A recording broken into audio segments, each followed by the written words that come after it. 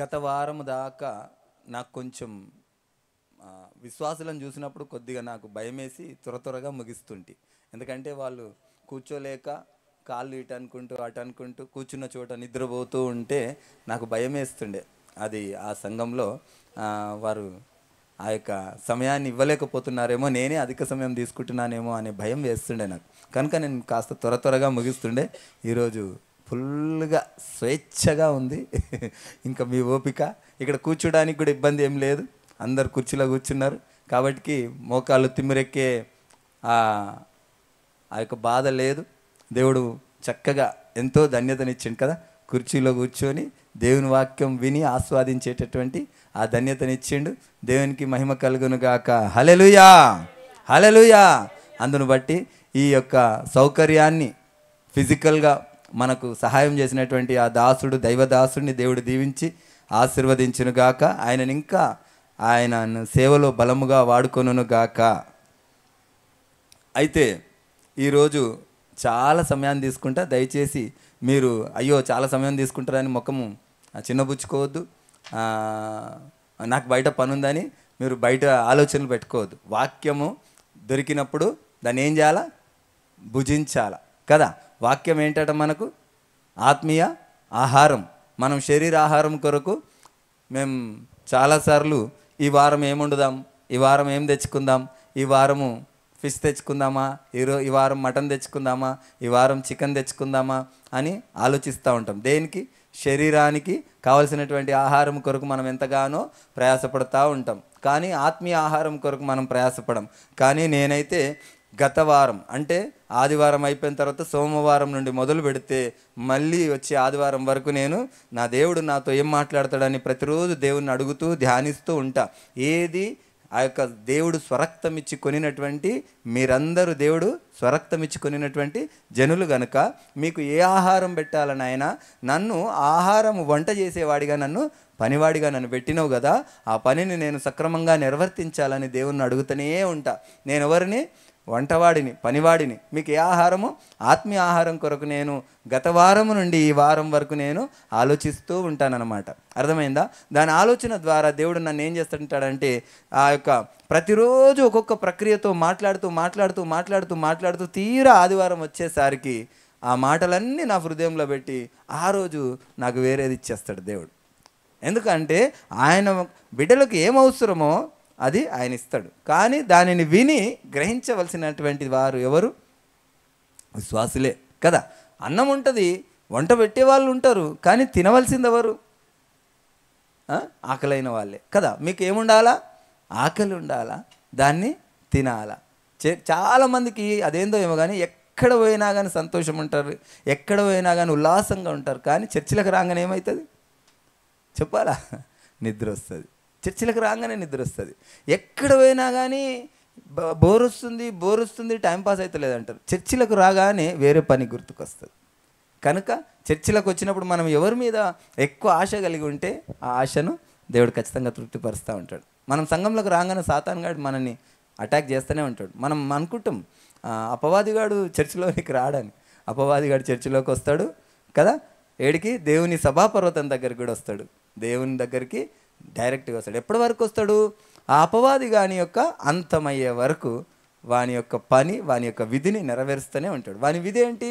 మనల్ని బలహీనం చేయడం, మనల్ని శోధనలో పడేయడం, మనల్ని దేవునికి దూరం చేయడం, మనల్ని నాశనం చేయడం, మనల్ని నరకానికి తీసుకువెళ్ళడమే వాని పని. కనుక ఈ యొక్క కడవరి దినాల్లో మనం ఎలాగుండాలంటే మనము దేవుని వాక్యం చేత నింపబడి బాగా మన హృదయం నిండుకోవాలి. వాక్యాన్ని భుజించాలి. వాక్యాన్ని భుజించి ఆ వాక్యం మన హృదయంలో ఉంటే మనల్ని ఏం చేస్తుంది? నిలబెడుతుంది, మనల్ని జీవింపజేస్తుంది. ఆయన మాటలు మనల్ని ఏం చేస్తాయి? జీవింపజేస్తాయి కదా. కనుక ఆయన వాక్యము ఎక్కడ చెప్పినా, ఎక్కడ మనకు చెవులో పడ్డా దాన్ని ఆ యొక్క హృదయంలో పదిలపరుచుకుంటే మనం చచ్చే వరకు కూడా మనం తొట్టిల్లం. కనుక అట్టి అమూల్యమైన మాటలు కొన్ని దేవుడు ఈ వారం మనతో మాట్లాడనై ఉన్నాడు. కనుక ఆయన మనతో మాట్లాడాలని, నా సొంతం, నా స్వనీతి బంధింపబడాలని, పరిశుద్ధాత్మ మనతో మాట్లాడాలని ఆ దేవుని దగ్గర ఒక 10 నిమిషాలు 2 నిమిషాలు మౌనంగా తల ఉంచుకొని, దేవా నాతో మాట్లాడు, నిలబడ్డది నేను కాదు, మాట్లాడేది మీరు అని మేము నమ్ముచున్నాము. మీరు మాతో మాట్లాడండి, మా సొంతం మా స్వనీతిని బంధించండి. మా శరీరానికి కావలసినటువంటి ఆహారము మేము తెచ్చుకున్న విధముగానే ఆత్మీయ ఆహారం కొరకు కనిపెట్టుకొని చున్నాం. మీరు మాతో మాట్లాడమని బ్రతిమలాడుచున్నాం. మనమందరము ఆయనను అడుగుదాం, దేవా మాతో మాట్లాడు, విత్తబడిన వాక్యం మా హృదయంలో నాటబడినట్టు మాతో మాట్లాడు నాయన.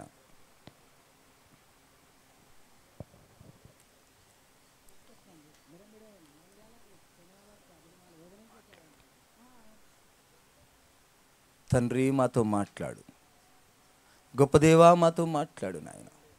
అయ్యా నేను అజ్ఞానిని, నేను బలహీనుడను, నా మాట వ్యర్థమైనవి.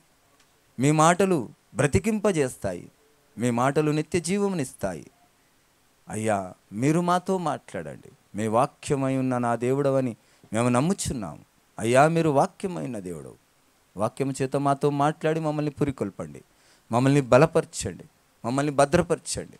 ఆ నిత్య రాజ్యము చేరు వరకు మీ ఉపదేశము మాకు తెలియజేయండి. దేవా బ్రతుకుట క్రీస్తే, చావైతే మేలు అని బ్రతికినంత కాలము మేము నేర్చుకోవలసినవి నాయనా నిత్య రాజ్యంలో వచ్చినప్పుడు నాయనా అది మాకు తెలియదు అని అనకుండా ఉండునట్లు మాకు వాక్యోపదేశమును మాకు తెలియజేసి మాతో మాట్లాడమని నజరేయుడైన యేసు క్రీస్తు నామంలో అడిగి వేడుకొంచున్నాము తండ్రి, ఆమెన్.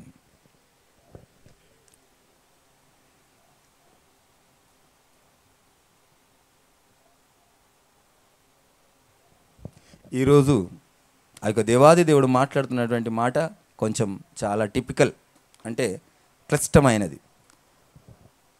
దేవుని వాక్యము మత్తయి సువార్తలో రాయబడి ఉంటుంది ఒక మాట, అనేకులకు ఆటంకంగాను పడుతూ లేస్తూ ఉండుట కొరకు ఆయన నూతన నిబంధన వచ్చిందని. ఆ యొక్క పాత నిబంధనను అనుసరించే వాళ్ళు కూడా ఒక దశలో అర్థం కాక అయోమయ స్థితిలో పడుతూ లేచేటటువంటి స్థితి ఆ నూతన నిబంధన ద్వారా వచ్చింది కదా. పాత నిబంధన అంతా తాపిగా జరిగిపోతుండే. యేసయ్య ఏమంటుండు, నేను ఈ లోకానికి శాంతిని తేలేదు కానీ ఏం తెచ్చిండట, ఖడ్గమునే తెచ్చిండట కదా. మనకు ఆయన రావడం ద్వారా మనకేమైందంటే ఒక కన్ఫ్యూజన్ అయింది. అదే కన్ఫ్యూజన్ అంటే ఆ యొక్క సత్యాన్ని చాలామంది గ్రహించక, ఆ సత్యాన్ని చిన్న కన్ఫ్యూజన్ అంతే, ఆ సత్యాన్ని గ్రహించక సతమతం అవుతూ అపవాది చేతిలో బందీలు అవుతూ ఉన్నారు కదా. ఆ విషయాన్ని మనము గ్రహించకపోతే మనము కన్ఫ్యూజన్లో ఉంటాం. గ్రహించడము మన ధర్మం. ఈ లోకంలో మనం వచ్చింది ఎందుకంటే ఆ దేవాది దేవుని ఎరగటయే కదా. ఈ లోకంలోకి మనం వచ్చింది ధనం సంపాదించుకోవడం కొరకు కాదు, బిల్డింగ్లు కట్టడం కొరకు కాదు, పిల్లల్ని కనడం కొరకు కాదు. అనేక విధమైనటువంటి ఈ లోకంలో చాలామంది ఈ లోకంలో మాట్లాడుతున్నటువంటి మాట ఏంటంటే ఎంజాయ్మెంట్ కదా. ఈ లోకంలో ఈ వయసులో చేయాల్సినటువంటి వయసులో ఇంకెప్పుడు చేస్తారని పిల్లలను ఎంకరేజ్ చేయటం, ఆ యొక్క యవనస్తులు కూడా అలాంటి మాటలతో సాతానుకు బందీలుగా ఈ లోకంలో జారిపోతూ ఉంటారు. కానీ దేవాది దేవుడు చెప్తున్నటువంటి ఆ మాట, ఆయన ఇవ్వబోతున్నటువంటి ఆ యొక్క గొప్ప ధన్యతను మనము పోగొట్టుకోకుండా ఉండాలంటే మనం వాక్యాన్ని సత్యాన్ని మనం గ్రహించాలి. నిన్న నేను ఒక చోటికి వెళ్ళినప్పుడు అక్కడ అందరూ పాస్టర్సే. అయితే ఒక పాస్టర్ వచ్చి చిన్నగా డిస్కషన్ చేస్తూ మీ సంఘము ఎన్ని గజాలు అని అడిగితే ఆ యొక్క బ్రదర్ ఏమన్నాడంటే 250 గజాలు అన్నాడు. అయితే ఎంత ఖర్చు పెట్టింటారు అంటే అప్పుడు అంత గుర్తులేదు అని అనేసి ఆయన ఒక పాస్టర్ గారు అన్నారు. అంటే సుమారుగా ఒక 2-3 లక్షలన్నా ఖర్చు పెట్టింటారు కదా అని అడిగినప్పుడు అయ్యింటాయి అని ఆయన అన్నాడు. అయితే అడిగిన పాస్టర్ ఏమన్నాడంటే నా సంఘము 400 గజాలు, నేను 10,000 20,000 కూడా ఖర్చు పెట్టలేదు. నేను దేవుని దగ్గర అడిగేవాడిని, ఏమని అడిగేవాడిని అంటే మీరు కట్టని ఇళ్ళల్లో మీరు నివాసము చేస్తారని వాక్యంలో రాయబడి ఉంది కదా నాయనా, నేను కట్టకుండా నాకు నివాసం కావాలా అని దేవుని మొరపెట్టినప్పుడు నాకు దేవుడు ఇచ్చిండు అని ఆ యొక్క పాస్టర్ గారు చెప్పడం జరిగింది. నాకు చాలా ఆశ్చర్యం వేసింది. నిజంగా దేవుడు మాట్లాడుతున్నటువంటి మాట ఇహలోక సంబంధమైనవా? యేసు ప్రభుల వారి లోకానికి వచ్చినప్పటి నుంచి కూడా ఆయన ఏ మాట కూడా ఇహలోక సంబంధమైన మాట మాట్లాడలేదు. ఆయన ఆ నిత్య రాజ్యం కొరకు, ఆ పరలోక రాజ్యం కొరకే ఆయన మాట్లాడిండు. మీరు ఈ లోక సంబంధులు, నేను పరలోక సంబంధిని అన్నాడు. నువ్వు రాజువా అంటే మీ రాజ్యం వేరు, నా రాజ్యం వేరు అన్నాడు. ఆయన రాజ్యంలో మనము నివాసం చేయడానికి కావలసినటువంటివి మీకు సమకూరుస్తానన్నాడు. కానీ వాటన్నిటిని దేనిని కూడా లక్ష్య పెట్టినటువంటి మనుషులు ఇహలోక సంబంధమైన వాటినే గ్రహిస్తూ ఉన్నారు. మనం కట్టని ఇండ్లను మనం నివాసం చేద్దామంటే దేవాది దేవుడు చివరిగా ఆయన పరలోకానికి ఆసీనుడై వెళ్ళేటప్పుడు ఏమంటున్నాడు, మీ కొరకు నేను నివాస గృహములు సిద్ధపరచడానికి వెళ్తా ఉన్నా. ఆ గృహంలో నివసించాలంటే మనం ఈ లోకంలో ఆయన ఇచ్చిన ఉపదేశమును మనము విని గైకొనాల, ఆ విషయాన్ని మనం గ్రహించాలి. ఆ మర్మములను విడిచిపెట్టి లోక సంబంధంగా మాట్లాడుతున్నటువంటి కొంతమందిని చూస్తే కొద్దిగా ఆశ్చర్యం వేస్తుంది. బాధ కలిగినప్పుడు మనం వారికి తెలియజేయాలని చెప్పినప్పుడు వారు వినరు. మనం ఏమైపోతున్నామంటే అక్కడ మనం తెలియలేని వారిగా అజ్ఞానులుగా అయిపోతున్నాం. వాక్యంలో ఒక మాట స్పష్టంగా రాయబడి ఉంటుంది, మీరు చెప్పవలసింది మీరు చెప్పండి, వినకపోతే మనం ఏం చేయాలట, కాలు దుమ్మును దులిపేసి వెళ్ళమని దేవుని వాక్యం చెప్తా ఉంది. మీరు చెప్పాలా, వారు వినరు. వినేవాళ్ళు ఎక్కడ ఉంటారు, విన్నవాళ్ళు పరలోక రాజ్యంలో చేరుతారు. వినని వాళ్ళు వినకపోతే పోని, మీరు బాధపడకండి, మీ యొక్క కాలి ధూళిని దులిపేసి మీరు వెళ్ళండి అని ఆ యొక్క వాక్యంలో చెప్తా ఉంది, వాక్యంలో పొందుపరిచి ఉన్నాడు దేవుడు. కనుక ఈరోజు అనేక విధమైనటువంటి ఆ యొక్క కన్ఫ్యూజన్లు ఉన్నాయి. వాక్యంలో ఉన్నటువంటి ఆ లేఖనాన్ని విడమర్చి అర్థం చేసుకుంటున్నటువంటి విధానం. ఇక్కడ దేవుడు ఏమన్నాడు, మీకు నేను నివాస గృహములు కట్టడానికి వెళ్తున్నా అన్నాడు. మీరు కట్టని ఇళ్లలో మీరు నివాసం చేస్తారని అన్నాడు. కానీ ఇక్కడ మనం అందరం ఏమనుకుంటున్నాం, దేవుడు ఇక్కడనే ఇస్తాడేమో అని అనుకుంటున్నాం. ఆ రోజుల్లో మెస్సయ్య వస్తాడని ఎదురు చూసిర్రు, వచ్చి ఏం చేస్తాడని ఎదురు చూసిర్రు. మెస్సయ్య వస్తాడు నిజమే, కానీ వచ్చి ఏం చేస్తాడు అనుకున్నారు, ఇక్కడ ఈ భూలోకమందు రాజుగా ఏలుతాడని అనుకున్నారు కదా. కానీ ఆయన ఏమంటుండు, నా రాజ్యంలో నేను రాజుగా ఉండి మిమ్మల్ని రాజులనుగా చేస్తాను, నేను రాజులకు రాజును అన్నాడు. కానీ మనం ఏమనుకుంటున్నాం, భూలోక సంబంధమైన రాజ్యాన్ని ఏలి ఆ యొక్క అన్యజనులను లేకపోతే దేవుని ఆరాధించని వాళ్ళను హతమార్చేసి పైశాచిక ఆనందం, పైశాచిక ఆలోచన అనేది కదా. మనము దేవుని ఆరాధించే వాళ్ళము, మనల్ని దేవుడు ప్రేమించి మనకు ఒక నూతన రాజ్యం ఇచ్చి ఆయన రాజ్యం ఏలి ఆయనను ఆరాధించని వాళ్ళను నాశనం చేస్తాడని మనం ఆలోచించి యేసు ప్రభులు వారు వచ్చిన విధానాన్ని జీర్ణించుకోలేక ఆయనను సిలువ వేశారు కదా. ఆయన ఉద్దేశం ఏంది, ఈ లోకంలో ఏ ఒక్క ఆత్మ కూడా నశించిపోవడానికి వీల్లేదని ఆయన సువార్త ప్రకటించడానికి వచ్చి ఆయన ప్రాణం పెట్టి రక్తం గార్చి మనల్ని పాపము నుండి విడిపించి నిత్యరాజ్యంలో మనం అందరం ఉండాలని ఆయన ఆశపడితే ఆయన ఉద్దేశాన్ని అర్థం చేసుకోక అనేకులు ఏం చేశారు, ఆయనను సిలువేశారు. కనుక ఈరోజు అనేక విధములుగా కొన్ని దేవునికి విరుద్ధమైనటువంటి చర్యలు చాలా మట్టుకు జరుగుతున్నాయి. కనుక ఈరోజు కొన్ని మాటలు మనం ధ్యానించవలసింది. ఎందుకు ధ్యానించాల్సి వస్తుందంటే, విశ్వాసిగా మనకు ఇవన్నీ అవసరమే. విశ్వాసిగా మనకు ఇవన్నీ తెలియకపోతే మనం ఏమవుతాం, మనం తొట్టిల్లే అవకాశం ఉంది. కనుక విశ్వాసిగా కూడా మనకి ఇవన్నీ కూడా తెలియాల్సినటువంటి అవసరత మనకున్నది. ఇప్పుడు కుటుంబంలో బాధ్యతను మోసేది ఎవరు, యజమాని మోస్తాడు. కుటుంబంలో పెద్దవారు ఉంటారంటే తండ్రి కదా. కానీ పిల్లలకు ఆ యొక్క కుటుంబ విధానము, కుటుంబంలో ఉన్నటువంటి ఆ బాధలు బంధకాలు కనుక పిల్లలకు తెలియకపోతే వాళ్ళు ఏం చేస్తారు, పెద్ద పెద్ద కోరికలు కోరుతూ ఉంటారు. డాడీ నాకు డ్రెస్ కావాలంటారు. బర్త్డేకి అడిగింది వేరు, ఏదైనా సండే వస్తే డ్రెస్ కావాలని అడిగేటటువంటి వాళ్ళు కూడా ఉన్నారు కదా. పిల్లలు వాళ్ళకి తెలియదు, వాళ్ళకి ఏమనుకుంటారు, మా డాడీ దగ్గర మస్తు డబ్బులు ఉన్నాయి. నేను చిన్న చిన్న పిల్లల్ని చూస్తూ ఉంటా, వాళ్ళు మాట్లాడుకుంటూ ఉంటారు, వాళ్ళు మా డాడీ దగ్గర మస్తు డబ్బులు ఉన్నాయని మాట్లాడుతూ ఉంటారు. వాళ్ళు మళ్ళీ ఏమంటారు, మా డాడీ పెద్ద ఆఫీసర్ అంటాడు, మా డాడీ పెద్ద కార్లునే మా డాడీ కానీ. అంటే చిన్నపిల్లల స్వభావం అలాంటిది. కానీ వాళ్ళకు మనము మన స్థితిని, మన పరిస్థితిని మనం తెలియజేసినప్పుడు వాళ్ళు ఏం చేస్తారు, అడగారు, డాడీ నీకు కష్టం ఉంది కదా. చిన్న నోటితోని, చిన్న ఆలోచనతో వాళ్ళు ఏమంటారు, డాడీ నీకు కష్టం ఉంది కదా అని అర్థం చేసుకుంటూ ఉంటారు కదా. కనుక ఆ పిల్లలకి ఏమై ఉండాలి, ఆ కుటుంబానికి తండ్రి, ఆ యజమాని సమస్య, ఆ కుటుంబ పరిస్థితి వాళ్ళకు తెలిసి ఉంటే వాళ్ళు తొట్టిల్లరు, వాళ్ళు ఆ యొక్క లోకానుసారంగా వాళ్ళ ఉద్దేశం చొప్పున అడగరు. మనకు ఆ యొక్క సంఘంలో ప్రతి విశ్వాసికి కూడా ఆ యొక్క వాక్యం అనేటటువంటి ఆ యొక్క పరిస్థితి మనకు తెలిసి ఉండాలి. అసత్యం తెలిసి ఉంటే మనం ఏం చేస్తామంటే ఆ యొక్క దేవాది దేవుని యొక్క ఉద్దేశాన్ని మనం ఎరిగి ఉంటాం కనుక మనము తొట్టిల్లే అవకాశం ఉండదు.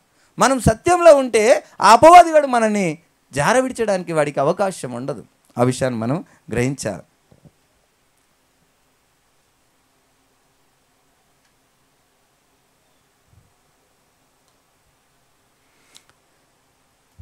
ఈరోజు ఈ దినాల్లో జరుగుతున్నటువంటి ప్రధానమైనటువంటి ఒక ప్రచారం యూట్యూబ్లో, సోషల్ మీడియాలో. అమ్మ సరిగా కూర్చోబిడ్డ, మంచి కూర్చోడు, ఏసయ్య కొడతాడు, మంచి కూర్చో, జాగ్రత్తగా వినాలా. మీరు రేపు మళ్ళీ అడుగుతా నేనేం చెప్పినాను. స్కూల్లో చెప్పినవి చెప్పటం కాదు, ఇక్కడ కూడా చెప్పాలి, సరేనా? అయితే అన్యజనులు చాలా మట్టుకు ఏం చేస్తారంటే, నేను అన్య కుటుంబం నుండే వచ్చినాము, మా నాన్న అన్యుడే ఉండే, అయినప్పటికీ మా అమ్మ చిన్నగా ఉన్నప్పటి నుండి కూడా ఏమాత్రం కూడా మమ్మల్ని అన్య జీవితం జీవించకుండా క్రైస్తవ మార్గంలో మమ్మల్ని నడిపించింది. వాక్యోపదేశం మాకు చేస్తూ, ఆ యొక్క దేవునితో ఎలా నడవాలో మాకు ఉపదేశం చేస్తూ వచ్చింది. అయితే మా సహవాసం మాత్రం అన్యుల సహవాసమే ఉండే. అన్యుల సహవాసం ఉన్నప్పుడు చాలామంది ఏం చేస్తుంటారంటే, ఆ యొక్క అన్యజనులకు ఎంతమంది దేవుళ్ళు? 33,000 కోట్ల మంది దేవుళ్ళు, దేవతలని వాళ్ళకు ఉన్నారు కదా. అయితే వాళ్ళు ఏం చేస్తున్నారంటే, ఒకానొక దశలో మేము శివుని ఆరాధించినప్పుడు మాకు మంచి జరగలేదు కనుక ఇప్పుడు మేము ఏం చేస్తున్నాం? షిరిడి సాయిబాబాను ఆరాధిస్తున్నాం, ఇప్పుడు మాకు అంతా మంచిగా జరుగుతుంది అని కొంతమంది నోటి ద్వారా విన్నాను. కొంతమంది వినాయకుడిని ఆరాధిస్తూ మాకు చాలా బాగా జరుగుతుంది అని కొంతమంది ఇంకా దుర్గమాతను మేము ఆరాధిస్తున్నాము, మాకు ఇప్పుడు చాలా క్షేమం జరుగుతుంది, మాకు లాభసాటిగా ఉంది, మేము చేసిన పనిలో మాకు లాభం గిట్టుబాటు అవుతుంది అని చెప్పేవాళ్ళు ఉన్నారు కదా. అయితే వాళ్ళ ఉద్దేశం ఏంటి? ఒక దేవుణ్ణి ఆరాధించినప్పుడు ఆ దేవుడు మనకు గనక ఆ యొక్క లోక సంబంధమైనటువంటి లాభదాయకం గనక రాని ఎడల వాళ్ళు ఏం చేస్తున్నారు? దేవుణ్ణి విడిచిపెట్టి ఇంకొక దేవుణ్ణి వెతుకుతా ఉన్నారు. వాళ్ళకు 33,000 కోట్ల మంది దేవుళ్ళు ఉన్నారుగా, దేవతలు ఉన్నారు కనుక వాళ్ళు వీళ్ళు కాకపోతే వాళ్ళు ఆదరిస్తారేమో, వీళ్ళు కాకపోతే వాళ్ళు నాకు సహాయం చేస్తారేమో అని వాళ్ళు ఆరాధిస్తూ ఉన్నారు. అందులో వాళ్ళు దేన్ని వెతుకుతున్నారని మనకు అర్థమైపోయింది, ధనాన్ని కదా. ధన సమృద్ధి వాళ్ళకు లేకపోతే ఏమైపోతున్నారు వాళ్ళు? ఈ దేవుడు మాకేమి చేస్తలేడని వేరే దేవుని వెతుకుతా ఉన్నారు. అదేవిధంగా ఈ రోజుల్లో క్రైస్తవ్యం కూడా ఉన్నదా? క్రైస్తవ్యం కూడా అలాంటి ధనమే మనకు దేవుడు సమకూరుస్తాడని చెబుతుందా? దేవాది దేవుడు కూడా అదే విధంగా మనకు చెప్తా ఉన్నాడా? దేవుడు ఆ యొక్క ధనాన్ని సమకూర్చకుంటే మనం కూడా ఇంకొక దేవుడిని వెతకాలా? లేకుంటే దేవుడు మనకి ఏ మేలు చేయట్లేడని వెనకకి వెళ్ళిపోవాలా? దేవుడు మాట్లాడుతున్నటువంటి మాట ఏమిటి? ఆశీర్వాదం అంటే ఏమిటి? దశమ భాగం అంటే ఏమిటో మనకు తెలియకపోతే మనం ఏమైపోతాం? మనము ఈ లోకంలోకి జారిపోతాం కదా. ప్రధానంగా యేసయ్య దగ్గరికి వస్తున్నటువంటి ఆ కారణము, ఆ సత్యం మనం గ్రహించకపోతే మనం ఈ లోకంలో జారిపోతాం అనే సత్యం నాకు తెలిసింది కనుకనే చెప్పడానికి నేను ఎంతగానో ఇష్టపడతా ఉన్నా. ఈ సత్యం నేను తెలుసుకున్నందుకు నేను ఎంతో సంతోషపడతా ఉన్నా. ఈ సత్యం ఇతరులు తెలుసుకోవాలని నేను ఎంతగానో ఆశపడతా ఉన్నా. ఆ యొక్క దేవాది దేవుడు ఆ యొక్క అన్ని దేవతలకు వాళ్ళకు ఇక్కడ మేలు జరగకపోతే ఇంకో దగ్గరికి వెళ్ళినట్టు మన క్రైస్తవ్యంలో మనకు లేదు. కానీ క్రైస్తవ్యము ఇక్కడ జరగకపోతే అనే ఆలోచనే మనకు లేదు. ఇక్కడ ఏం జరుగుతుందో మనకు తెలుసుకొని ఉండాలి. యేసయ్య దగ్గరికి వచ్చినప్పుడు మనకు ఏమి జరుగుతుందో మనకు తెలిసే ఉండాలి. అలాంటి ఆప్షన్ మనకు లేదు. అదేవిధంగా యూట్యూబ్, సోషల్ మీడియా ఆధారంగా చాలామంది ఏమంటున్నారంటే, ఈ దశమ భాగాలు లేకపోతే క్రైస్తవం ఏమవుతుందట? కూలిపోతుందట. దశమ భాగాలు అనేటివి అవి గనక లేకపోతే ఏ పాస్టర్ కూడా ఏం చేయడట? పరిచర్య చేయడట అనేసి చాలామంది ఆ యొక్క యూట్యూబ్ వేదికగా చేసుకొని చాలామంది మాట్లాడుతున్నారు. ఎవరు? మతోన్మాదులు, కొంతమంది అన్యజాతి ప్రజలు. ఎందుకు ఆ మాట మాట్లాడుతున్నారంటే, ఈ రోజుల్లో క్రైస్తవ్యంలో ప్రధానంగా వెళ్తున్నది ఏంటిదంటే దశమ భాగం కదా. దశమ భాగము కారణంగానే వాళ్ళు ఏమంటున్నారంటే, క్రైస్తవ్యంలో దశమ భాగాలు అనేది కనుక లేకుంటే క్రైస్తవ్యం ముందుకు పోదు, ఆ యొక్క దేవుని వెంబడించే వాళ్ళు తక్కువైపోతారు, దేవుని సువార్త ప్రకటింపడం తక్కువైపోతుంది, దేవుని సువార్త ప్రకటింపబడదు, దేవుని ఎవరు కూడా తెలుసుకోరు అనే ఉద్దేశంతో వాళ్ళు మాట్లాడుతూ ఉన్నారు. నిజంగా వాళ్ళు మాట్లాడినటువంటి మాట, లేవదీసినటువంటి పాయింట్ సరైనదే, కానీ వాళ్ళు మాట్లాడుతున్న మాట అసత్యం కదా. వాళ్ళు లేవదీసినటువంటి పాయింట్ సరైనదే, దశమ భాగం లేకపోవడము అనేది కరెక్టే, కానీ లేకపోతే క్రైస్తవ్యం ఆగిపోతుంది అనే మాట మాత్రం అసత్యం కదా. దేవాది దేవుడు చెప్తున్నటువంటి మాట దశమ భాగముల గురించి ఏం మాట్లాడుతుండో తెలియక కొంతమంది చేస్తున్నటువంటి పొరపాటే. ఆ పొరపాటును దేవుడు ఎంతగానో ఎన్నో చోట్ల మాట్లాడినాడు, కానీ వాటన్నిటిని గ్రహించే జ్ఞానము మన క్రైస్తవ్యంలో లేకపోయింది కనుక చెబితే ఏం చేస్తున్నారు? మనల్ని ఆ వాక్యానుసారంగా నడిచిన వారిని ఏమని చిత్రీకరిస్తున్నాడు? వెర్రి వాళ్ళని చిత్రీకరిస్తున్నారు. నీకు వాక్యము తెలియదని చిత్రీకరిస్తూ ఉన్నారు. కానీ దేవాది దేవుడు మాట్లాడుతున్నటువంటి మాట, ఈ బైబిల్ అంతా కూడా మనకు చదివితే చివరిగా మనకు వచ్చేది ఒక సారాంశం. మనము అనేక వాక్యాలు ఒక్కొక్కరి దగ్గర చూస్తూ ఉంటాం, మనం ఒక్కొక్క ఇంటికి వెళ్ళినప్పుడు కదా. 2 ద్రాక్ష పళ్ళ గుత్తిని ఇట్లా పిసుకుతారు అనే ఆ యొక్క పిసికేటటువంటి ఆ యొక్క ఫోటో కనబడుతుంది, దాని మీద వాక్యం వేస్తారు. చూసారా మీరు ఎప్పుడైనా? ద్రాక్ష పళ్ళని ఇట్లా పిసికితే కింద జ్యూస్ వస్తూ ఉంటుంది ఆ గ్లాసులోకి కదా. ఈ వాక్యం అనేటువంటి ఈ బైబుల్ని పిసికితే మనకేం రావాలా? కింద ఒక సారాంశం రావాలా, ఆ దేవుని ఉద్దేశం రావాలా, దేవుని యొక్క జ్ఞానం మనకు రావాలా. ఈ బైబిల్ అంతా కూడా చదివిన తర్వాత కూడా మనకు ఆ యొక్క సారాంశం మనకు రాకపోతే చదివి కూడా వ్యర్థమే. వాక్యాన్ని మనం చదివి మనకు ఆ సారాంశం కనుక మనకు అర్థం కాకపోతే వ్యర్థమే మనకి కదా. అర్థమవుతుందా? వాక్యం అనేది మనము ఇవన్నీ తెలుసుకున్నాక మనకు చివరిగా ఒక రిజల్ట్ అనేది ఒకటి రావాలి. ఆ రిజల్ట్ రాకుండా మనం వాక్యం ఎంత చదివినా కానీ వ్యర్థమే. ఆ వాక్యం అనేక విధాలుగా మనకు బోధిస్తూ ఉన్నప్పుడు ఆ వాక్యాన్ని మనం ఒక్కొక్కటి దేవుడు ఎందుకు మాట్లాడిండు అనేది నాకు తెలిసినంత మటుకైతే పాత నిబంధన అంతా కూడా క్రొత్త నిబంధన రావడం కొరకే చూపిస్తూ ఉన్నాడు. క్రొత్త నిబంధన ఇప్పుడు సొలొమోను గారికి ఆస్తులను ఇచ్చిండు, అంతస్తులను ఇచ్చిండు, ధనమునిచ్చిండు, బంగారంనిచ్చిండు, భార్యలను ఇచ్చిండు, ఉపపత్నులను ఇచ్చిండు, అన్నీ ఇచ్చి లాస్ట్కి ఏమని చెప్పిండు సొలొమోను గారు? ఇదంతా వ్యర్థం అన్నాడు. అదేవిధంగా అనేక రాజులను చేసిండు, రాజరికం కూడా వ్యర్థం అన్నారు. సూర్యుడి కింద చేయి ప్రతి ప్రయాసం వ్యర్థం అన్నారు. ఇవన్నీ వ్యర్థం అని ఎందుకు దేవుడు పొందుపరిచిండంటే నూతన నిబంధనల ఇది వ్యర్థమని వీళ్ళు చెప్పారు, వ్యర్థమైంది దాన్ని మీకు ఇవ్వను. ఇంకా అర్థమవుతుందా? ఇప్పుడు ఇది ఏమి లాభం లేదన్న, ఇది ఏం పనికిరాదన్న దాన్ని ఎవడన్నా కొంటాడా? ఎవడు కొన్నాడు. అయితే వీళ్ళందరూ వ్యర్థమని చెప్పడమే ఎందుకు కారణం అంటే ఇందులో వ్యర్థమే, ఇందులో ఏమీ కూడా శాశ్వతమైంది లేదు కనుక నేను మీకు ఇవ్వను అని నూతన నిబంధనలో ఆయన పొందుపరచడం కొరకే అవన్నీ కూడా ఇచ్చి చూసిండు. మనకు ఏమంటారు కదా, ఒక సామెత ఉంటుంది, దూరపు కొండలు నునుపు కదా. దగ్గరికి వెళ్ళిన తర్వాత తెలుస్తుంది ఆ యొక్క కొండల ఆ నునుపు అనేది ఏంటో. ఎవరితోనైనా స్నేహం చేయకముందుకు ఎంతో మంచిగా ఎంతో అద్భుతంగా కనబడతారు. స్నేహం చేసిన తర్వాత ఒక్కొక్కటి బయటపడతా ఉంటుంది. కనుక దేవాది దేవుడు ఆ పాత నిబంధనలో ఇవన్నీ ఇవ్వకుంటే మనకు అర్థం కాదని ఇచ్చి వాళ్ళ నోటితో మనకు చెప్పిపించిండు. ఇక్కడ పొందుపరిచిండు పరిశుద్ధ గ్రంథంలో. ఏది? ఈ ధనం ఇచ్చి చూసిండు, డబ్బులు ఇచ్చి చూసిండు, భార్యలను, భర్తలను, ఉపపత్నులను అనేక విధమైనటువంటివి కూడా ఇచ్చి చూసిండు.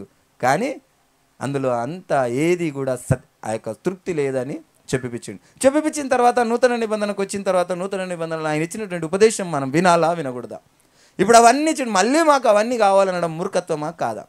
ఇప్పుడు నేను ఒక గుంతలో పడ్డా, నేను తెలియకబడ్డా, మీరందరూ నా పిల్లలు, నేను వచ్చినా ఇక్కడ కూర్చున్నా, మీకు చెప్తా ఉన్నా అడజాగ్రత్త, గొంతుంది పోకండి, ఇటువంటి అంటే మీరేమంటారు? నువ్వు పడ్డావు, నీకు తెలిసింది, నేను కూడా పడితేనే నాకు తెలుస్తుంది అని అంటే అప్పుడు ఏమన్నట్టు? అదిగా మూర్ఖత్వం కదా. మీరు పడి మళ్ళీ కొన్నేళ్ళు మీరు బాగయ్యే వరకు ఆ యొక్క బాగవుతారా, బాగారా, జీవితాంతం అట్లనే ఉంటారా కూడా తెలియదు కదా. దేవుడు నాకు ఇచ్చినటువంటి ఆ సదవకాశాన్ని మీకు తెలియజేయడమే నా బాధ్యత. దాన్ని మీరేం చేయాలా? జ్ఞానంతో మీరు తెలుసుకోవాలి. ఆ ఉద్దేశాన్ని దేవుడు మనకు ముందే బయలుపరిచింది.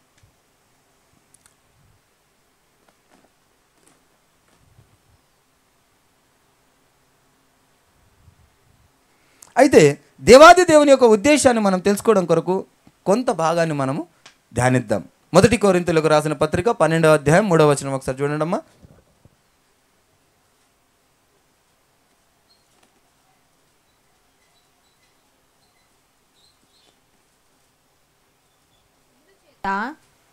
మూడవ 12వ అధ్యాయం 3వ వచనం అమ్మా.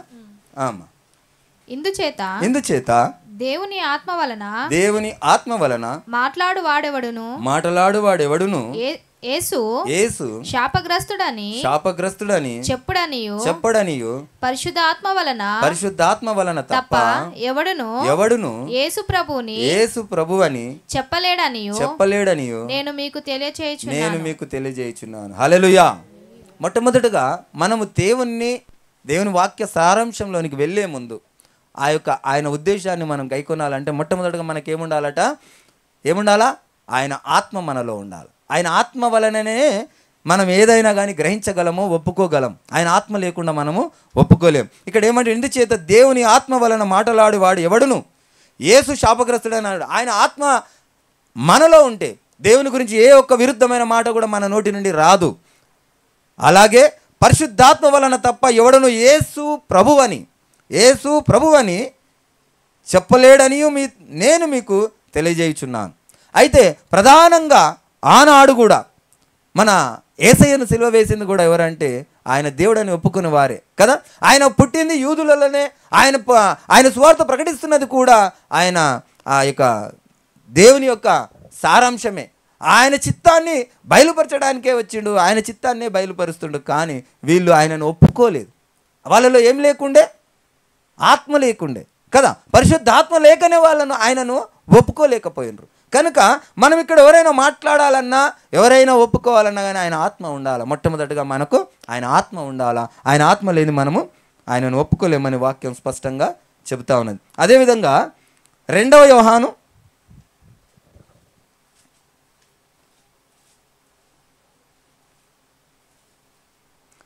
2వ యోహాను మొదటి అధ్యాయము 7 నుండి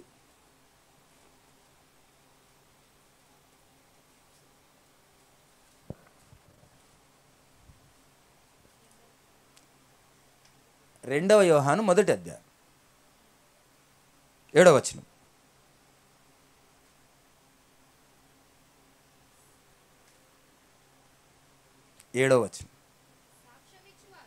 అమ్మా 2వ యోహాను 1వ అధ్యాయం ఉంటుంది, 7వ వచనం.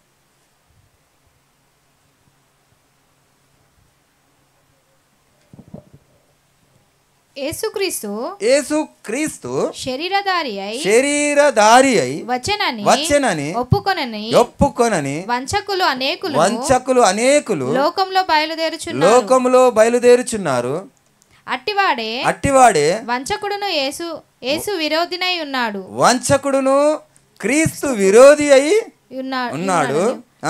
మేము మీ మధ్యను నెరవేర్చిన కార్యములను చెడుగొట్టు కొనక మీరు పూర్ణ ఫలము పొందునట్లు జాగ్రత్తగా చూచుకొనుడి.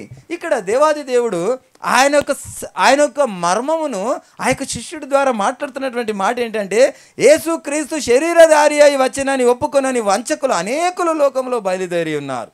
యేసు ప్రభుల వారు దేవుడు అని చెప్పక ఆయన కుమారుడని అనేక విధాలుగా ఆ యొక్క విభాగించి ఆ యొక్క దేవుని సన్నిధికి వస్తున్నటువంటి ఆత్మలను కూడా ఆర్పుతూ, నేను ఇంతకుముందుకు మాట్లాడుకున్నాం, ఆత్మలను ఆర్పకుడి అనేటటువంటి మాట. ఆత్మలను వాళ్ళకు అర్థం కాక ఇతరులకు కూడా అర్థం కాకుండా చేసేటటువంటి ప్రక్రియని ఆత్మలను ఆర్పేది. ఇక్కడ యేసు ప్రభు అని ఒప్పుకొనని నయవంచకులు ఆనాడు కూడా ఉన్నారు, ఈనాడు కూడా ఉన్నారు.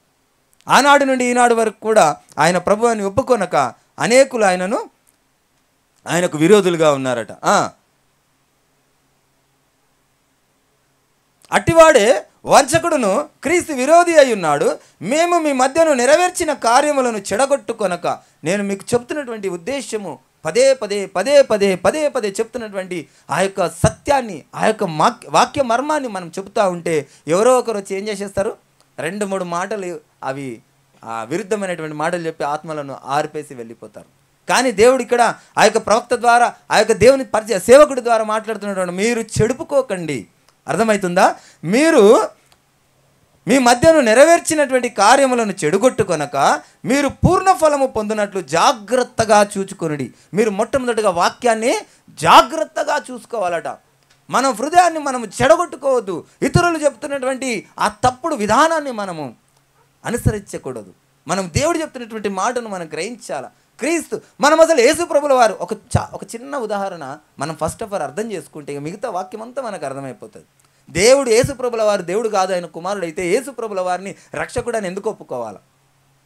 ఆయన దేవుడు కానప్పుడు ఆయన రక్షణ ఏడికెళ్ళిస్తాడు? ఆయన దగ్గర ఎక్కడిది ఆ శక్తి? ఆయన దేవాది దేవుడికి కుమారుడు ఎలాగొచ్చిండు? ఈ యొక్క క్వశ్చన్ నీకు రావాలా. ఆయన శరీరధారిగా స్పష్టంగా రాయబడి ఉన్నది. ఆయన దేవుడు, ఆయన శరీరధారిగా దేవుడై ఉండి ఆయన శరీరధారిగా ఈ లోకానికి వచ్చిండని ఆ మాటను ఒప్పుకొనని వారు అందరూ కూడా నయవంచకులే. దయచేసి ఆ విషయాన్ని గ్రహించాలి. చదవమ కింద. క్రీస్తు బోధయందు నిలిచి ఉండక దానిని విడిచి ముందునకు సాగు. ప్రతివాడును దేవునిని అంగీకరింపని వాడు. ఇక్కడ స్పష్టంగా దేవుడు మాట్లాడుతున్నటువంటి మాటను మనం ఫస్ట్ ఆఫ్ ఆల్ తెలుసుకోవాల్సినటువంటి విషయం చాలా ముఖ్యమైనది. ఆ విషయం ఏమంటే క్రీస్తు బోధయందు నిలిచి ఉండక, క్రీస్తు బోధయే.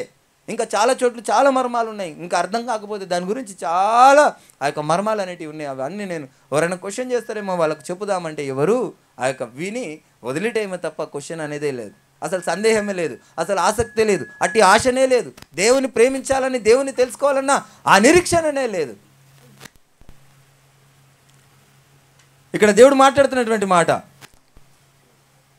క్రీస్తు బోధయందు నిలిచి ఉండక దానిని విడిచి ముందుకు సాగు ప్రతివాడును దేవుని అంగీకరింపని వాడు. ఆ బోధయందు నిలిచి ఉండువాడు తండ్రిని కుమారుని అంగీకరించిన వాడు.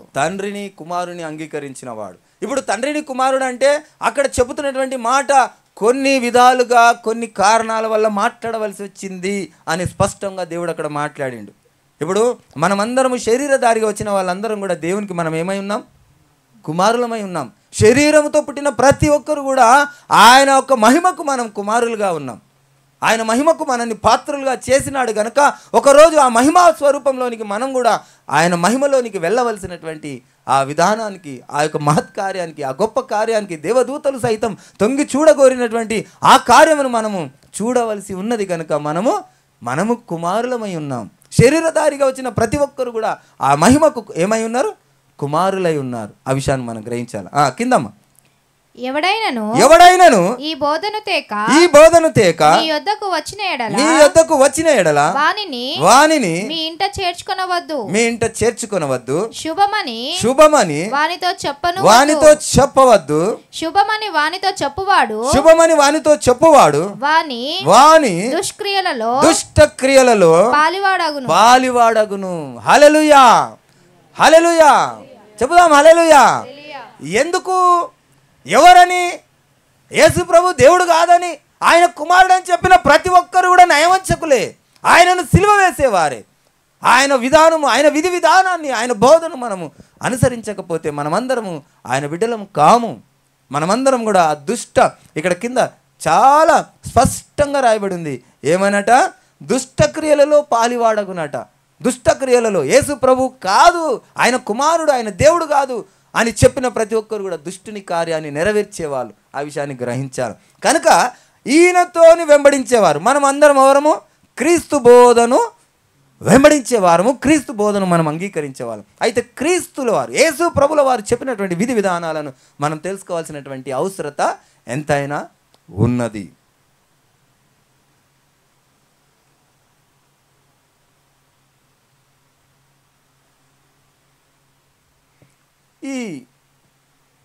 ఈ అంశంలో నేను ప్రధానంగా మాట్లాడాలనుకున్నటువంటి మాటలు ఒక 3 ఉండే. ఏమనంటే, నా హృదయానుసారుడు అన్నటువంటి మాట దేవుడు ఒక బిరుదు ఇచ్చిండు. నా ఇల్లంతటిలో నమ్మకస్తుడు అన్న బిరుదు ఒకటి ఇచ్చిండు. నా స్నేహితుడు అన్న బిరుదు ఒకటి ఇచ్చిండు. ఈ 3టిని కనుక మనం జాగ్రత్తగా పరిశీలిస్తే మనకు దేవుని ఉద్దేశం తెలిసిపోతుంది, దేవుని ఇష్టం తెలిసిపోతుంది కదా. దేవుని ఉద్దేశం తెలిసి ఉండాలా, ఉద్దేశం అంటే చేయబోయేది తెలిసి ఉండాలా, ఇష్టం తెలిసి ఉండాలా, ఆయనకి ఏది ఇష్టమో ఏది అయిష్టమో అది తెలిసి ఉండాలా. అప్పుడు మనం ఏమవుతాం? ఆయనకి స్నేహితులం అవుతాం. ఈ 3 కనుక కరెక్ట్గా మనం తెలుసుకుంటే ఆయనకు ప్రియమైనటువంటి స్నేహితులుగా మనం మారే అవకాశం ఉంది. కనుక కొంత భాగం మనము ఈరోజు ఈ యొక్క వాక్యలేఖనం నుండి విడమర్చుకొని కొన్ని మాత్రం మనము ధ్యానించుకుందాం. లూకాసు వార్త 2వ అధ్యాయం 41.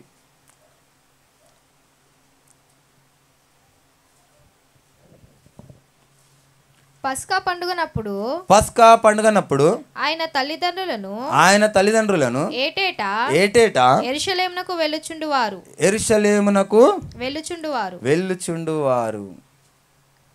ఈ పస్కా పండుగ గురించి మనకేమైనా ఐడియా ఉందా అమ్మ ఎవరికైనా? యేసు ప్రభుల వారు ఈ లోకానికి రాకముందుకు పస్కాను ఆచరించేవారు.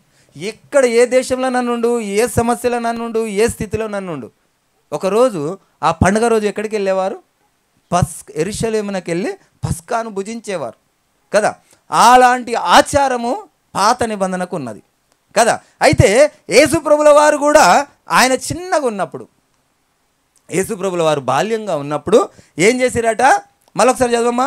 పస్కా పండుగ అయినప్పుడు పండుగప్పుడు ఆయన తల్లిదండ్రులు ఏటేటా యెరూషలేమునకు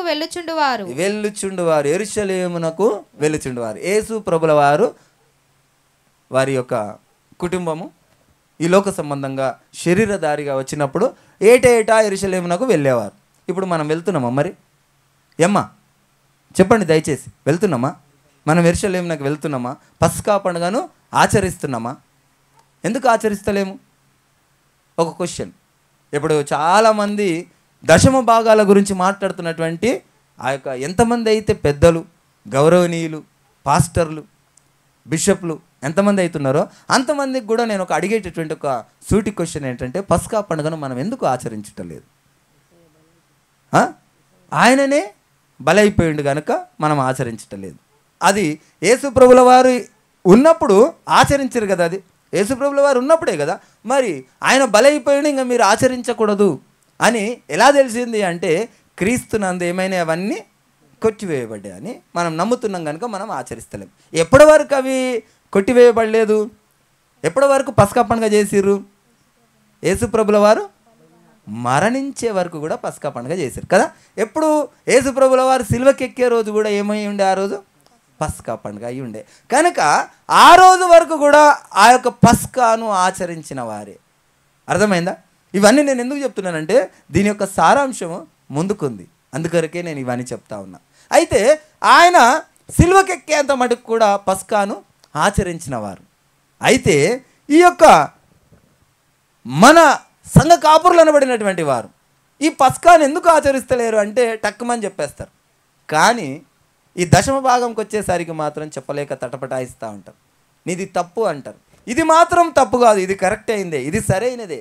ఎందుకంటే యేసుప్రభుల వారు చనిపోయిన తర్వాత పస్కా లేదు, కానీ దశమ భాగం మాత్రం యేసుప్రభు చనిపోయిన తర్వాత కూడా దశమ భాగం ఉన్నది. దీన్ని మాత్రం అంగీకరించారు. ఎందుకొరకు అంగీకరించారు? ఇది మనం అంగీకరించవలసినటువంటి అవసరత మనకు లేదా? ఇంకొకటి చూసుకుందాం. మత్తయి సువార్త 27వ అధ్యాయం 51వ వచనం.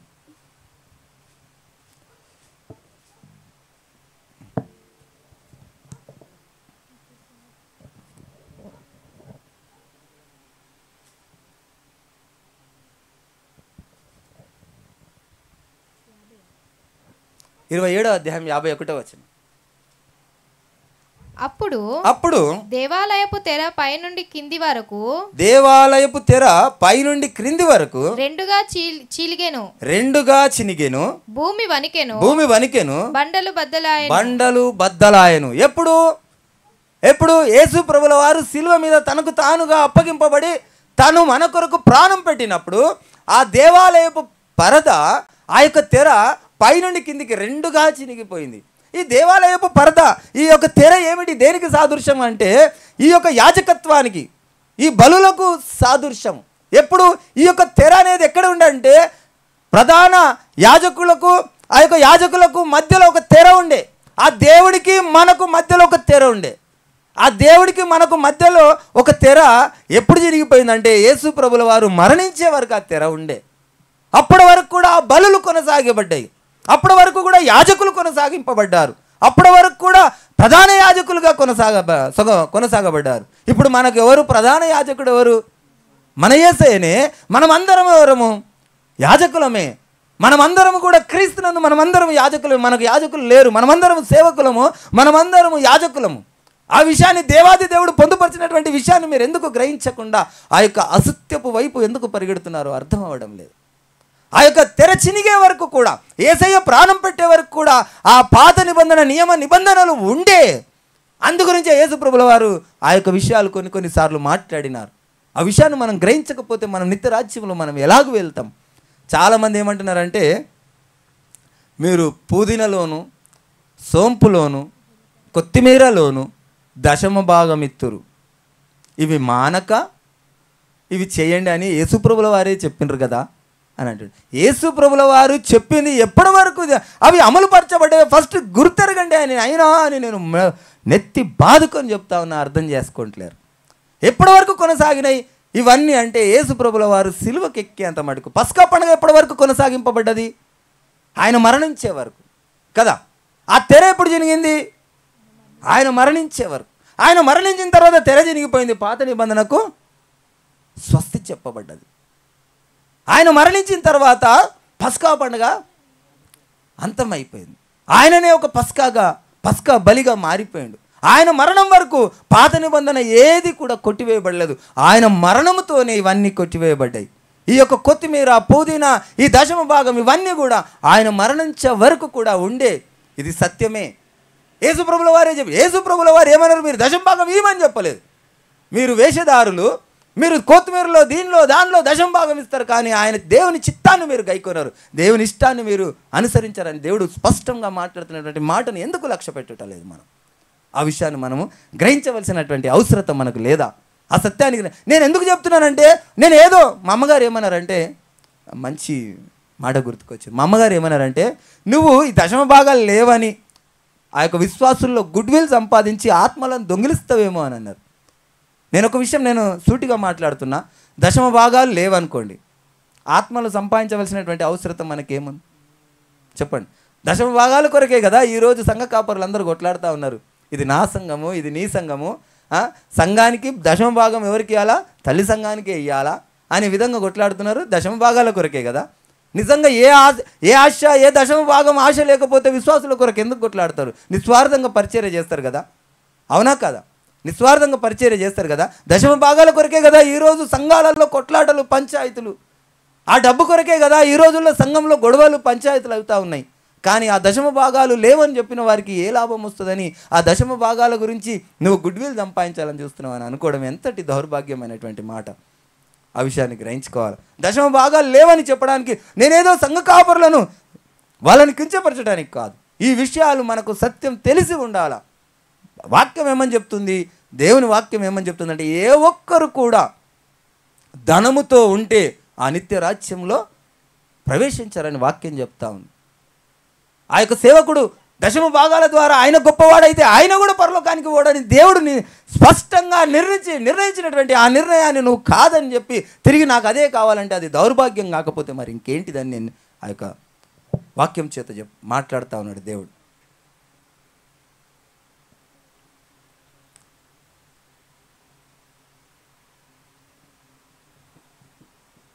అప్పటి వరకు ఉండే ఆ దశమ భాగాలు ఎప్పటి వరకు ఉండే అంటే, దేవాది దేవుడు ఇవి నేను ఇయ్యకండి, మీరు దశమ భాగాలు ఇయ్యకండి అని అక్కడ ఏ ఒక్క మాట కూడా చెప్పలేదు, ఎక్కడ కూడా చెప్పలేదు.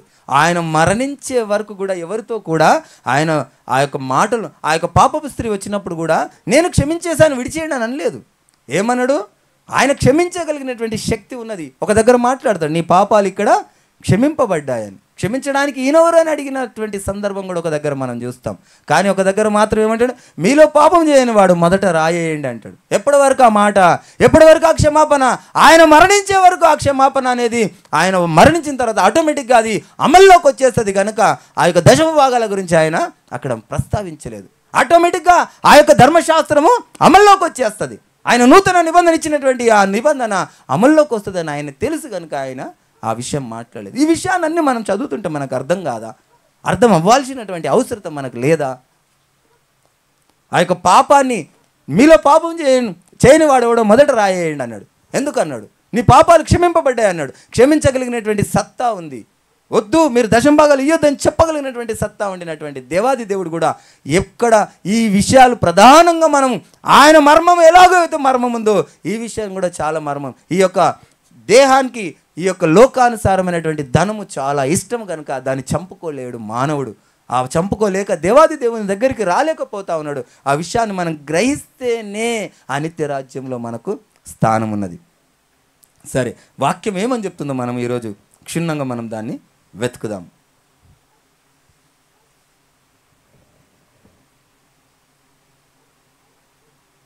ఈ యాజకత్వము, ఈ లేవీయులు, ఇవందరూ కూడా మీరు ఇంటికి వెళ్ళినాక పోయి చదువుకోండి.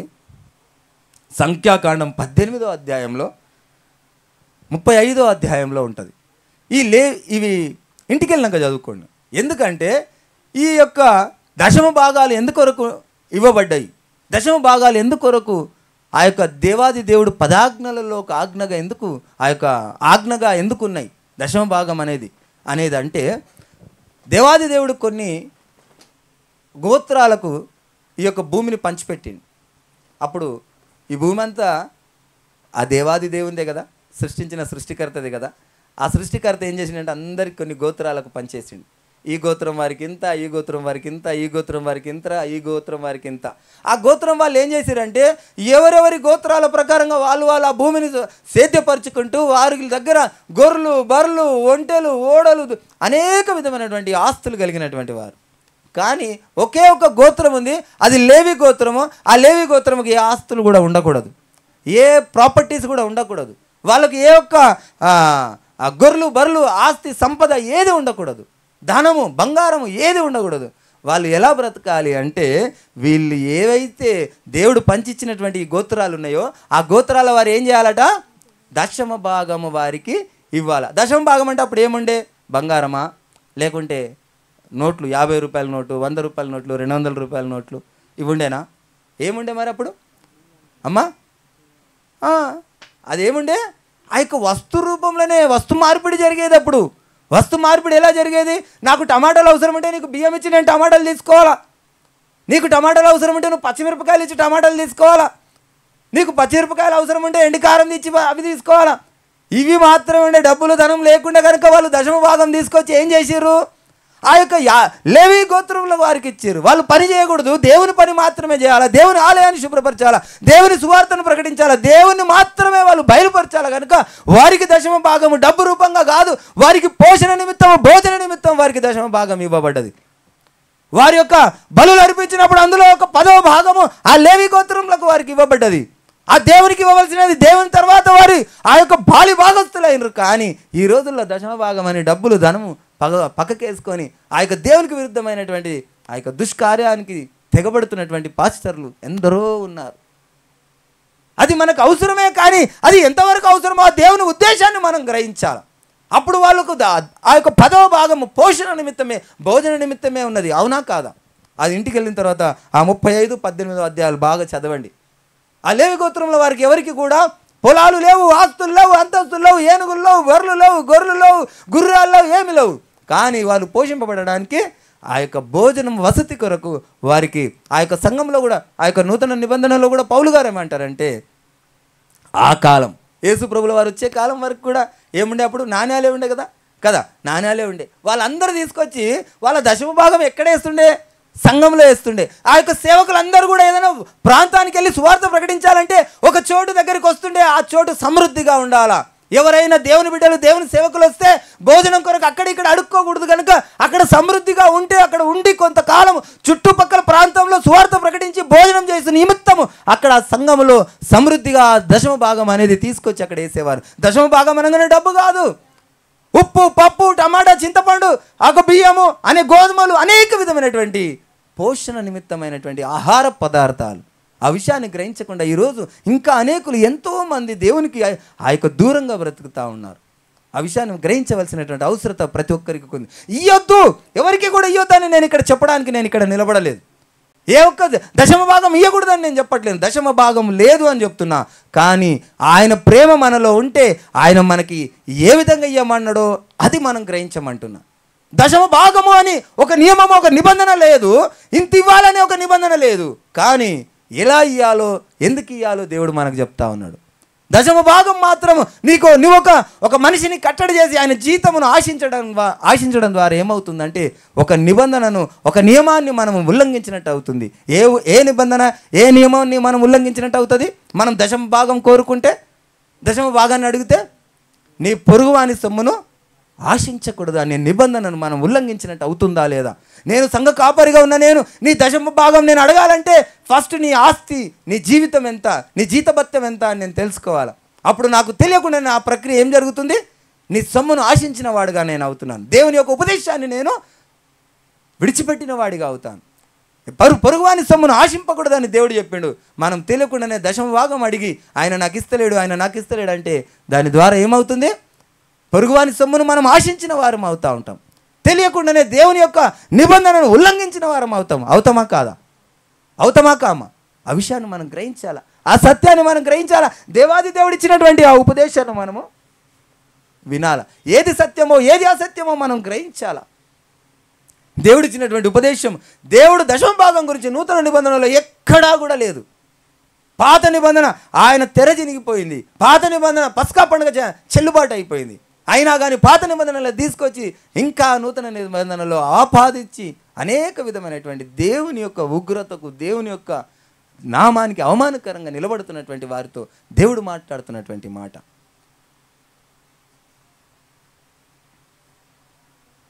సామెతలు 18:23 చూడమ్మా.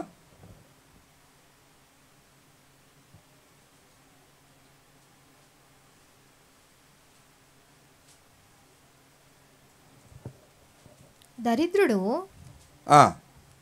బతిమాలి మనవి చేసుకొనును, ధనవంతుడు దురుసుగా ప్రత్యుత్తరమిచ్చును. దరిద్రుడు బ్రతిమాలి మనవి చేసుకొనును, ధనవంతుడు దురుసుగా ప్రత్యుత్తరం ఇచ్చును. ఇక్కడ ఈ దేవుని ఉద్దేశము ఈ యొక్క ధనవంతుడికి, ఈ యొక్క దశమ భాగానికి ధనవంతుడికి ఏమి లింక్ అంటే, ఇవన్నీ మనం వింటే లాస్ట్కు మనకు ఏమొస్తుంది, ఒక థియరీ వచ్చేస్తుంది. ద్రాక్ష పళ్ళను పిసికితే ఏ విధంగా అయితే జ్యూస్ వస్తుందో ఆ యొక్క సత్య సారాంశాన్ని మనము తెలుసుకోగలుగుతాం వాక్యాన్ని మనం ధ్యానిస్తే. నీ దగ్గర ధనం ఉంటే ఏమవుతుందట, నీ దగ్గర ఏముంటుందంట, ధనం ఉంటే దురుసుగా ప్రవర్తిస్తారట. దేవుని యొక్క వినయ విధేయతలు ఉండయి. విరిగి నలిగిన బలియాగ హృదయం ఉండదు, విరిగి నలిగిన మనస్సు ఉండదు, నీ పొరుగువాన్ని ప్రేమించే మనసు ఉండదు, నీ యొక్క ఆ యొక్క దరిద్రుడిని ప్రేమించాలా, దరిద్రుడిని చేరదీయాలనే మనసు నీలో ఉండదు. దురుసుగా ప్రవర్తి, ఎవరైతే అక్కడ జరగండి అనే మాట నీ హృదయంలో ఉంటుంది ధనవంతుడి దగ్గర. అలాంటి స్వభావం మనలో ఉంటుంది ధనం ఉన్న ఎడల. కనుకనే దేవుడు అనేక చోట్ల మాట్లాడుతూ ఉన్నాడు. ఇక్కడ ఏమంటున్నాడు, దరిద్రుడు బతిమాలి మనవి చేసుకొనును, ధనవంతుడు దురుసుగా ప్రవర్తించును. అందుకే ఆ యొక్క దరిద్రుల కొరకే ఆ దేవాది దేవుడు ఈ లోకానికి దరిద్రుల పక్షంలోనే నిలబడ్డాడు. ఎందుకొరకంటే ఈ లోకం ధనవంతుడై ఉన్నప్పుడు దేవుడిని గుర్తెరగడు. ధనం ఉన్నప్పుడు పేదవాని ఆకలిని గుర్తించడు.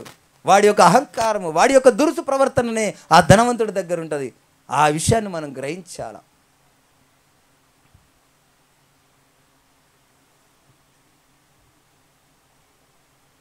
యాకోబు పత్రిక 1వ అధ్యాయం 11వ వచనం. సూర్యుడు దహించి 1వ అధ్యాయం 11వ వచనం.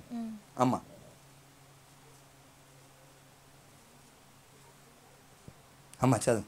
సూర్యుడు దహించి వడగాలి కొట్టి గడ్డిని మార్చివేయగా దాని పువ్వు రాలును దాని స్వరూప సౌందర్యమును నశించును. అలాగే ధనవంతుడును తన ప్రయత్నములో వాడిపోవును. ఈ లోకంలో చాలా మటుకు ఏమంటారంటే, ధనం ఉంటే తప్పులేదు, ధనాపేక్ష ఉండకూడదు, ధనం ఉంటే తప్పులేదు, ధనవంతుడుగా ఉండకూడదు. అసలు దేవుని వాక్యము ధనవంతుడిని ఎవరిని చేసింది? ధనవంతుడిని. ఇప్పుడు ఉదాహరణకు ఒక చిన్న ఎగ్జాంపుల్, సతీష్ కుమార్ పాస్టర్ గారు ఉన్నారు కదా, ఒకప్పుడు ఎలాగుండే, బీద పేద సేవకుడై ఉండే. ఇప్పుడు ఏమైంది ఆయన? మన టాప్లో హైదరాబాద్ సేవకులు అందట్లో ఆయన నెంబర్ 1 ధనికుడు అయింది కదా. ఇప్పుడు దేవుడు మరి ఎవరి గురించి మాట్లాడుతుండు? ధనవంతుడి గురించే కదా మాట్లాడుతుండు. ఇప్పుడు ఆయన ధనం పోగు చేసుకుని ఏమైండు? ఆయన ఇప్పుడు దేవునికి దూరం అయిండు. ఇప్పుడు ఆయన చాలామంది ఏమంటారంటే, దేవుడు ఆశీర్వదించండు అంటుండు. దేవుడు ఆశీర్వదించాల్సింది, దేవుడు ఆశీర్వదించింది నిత్యరాజ్యంలో కొరకు. ఆయన ఆశీర్వాదం ఉంటే నిత్యరాజ్యంలో ఆయనతో ఉంటారు.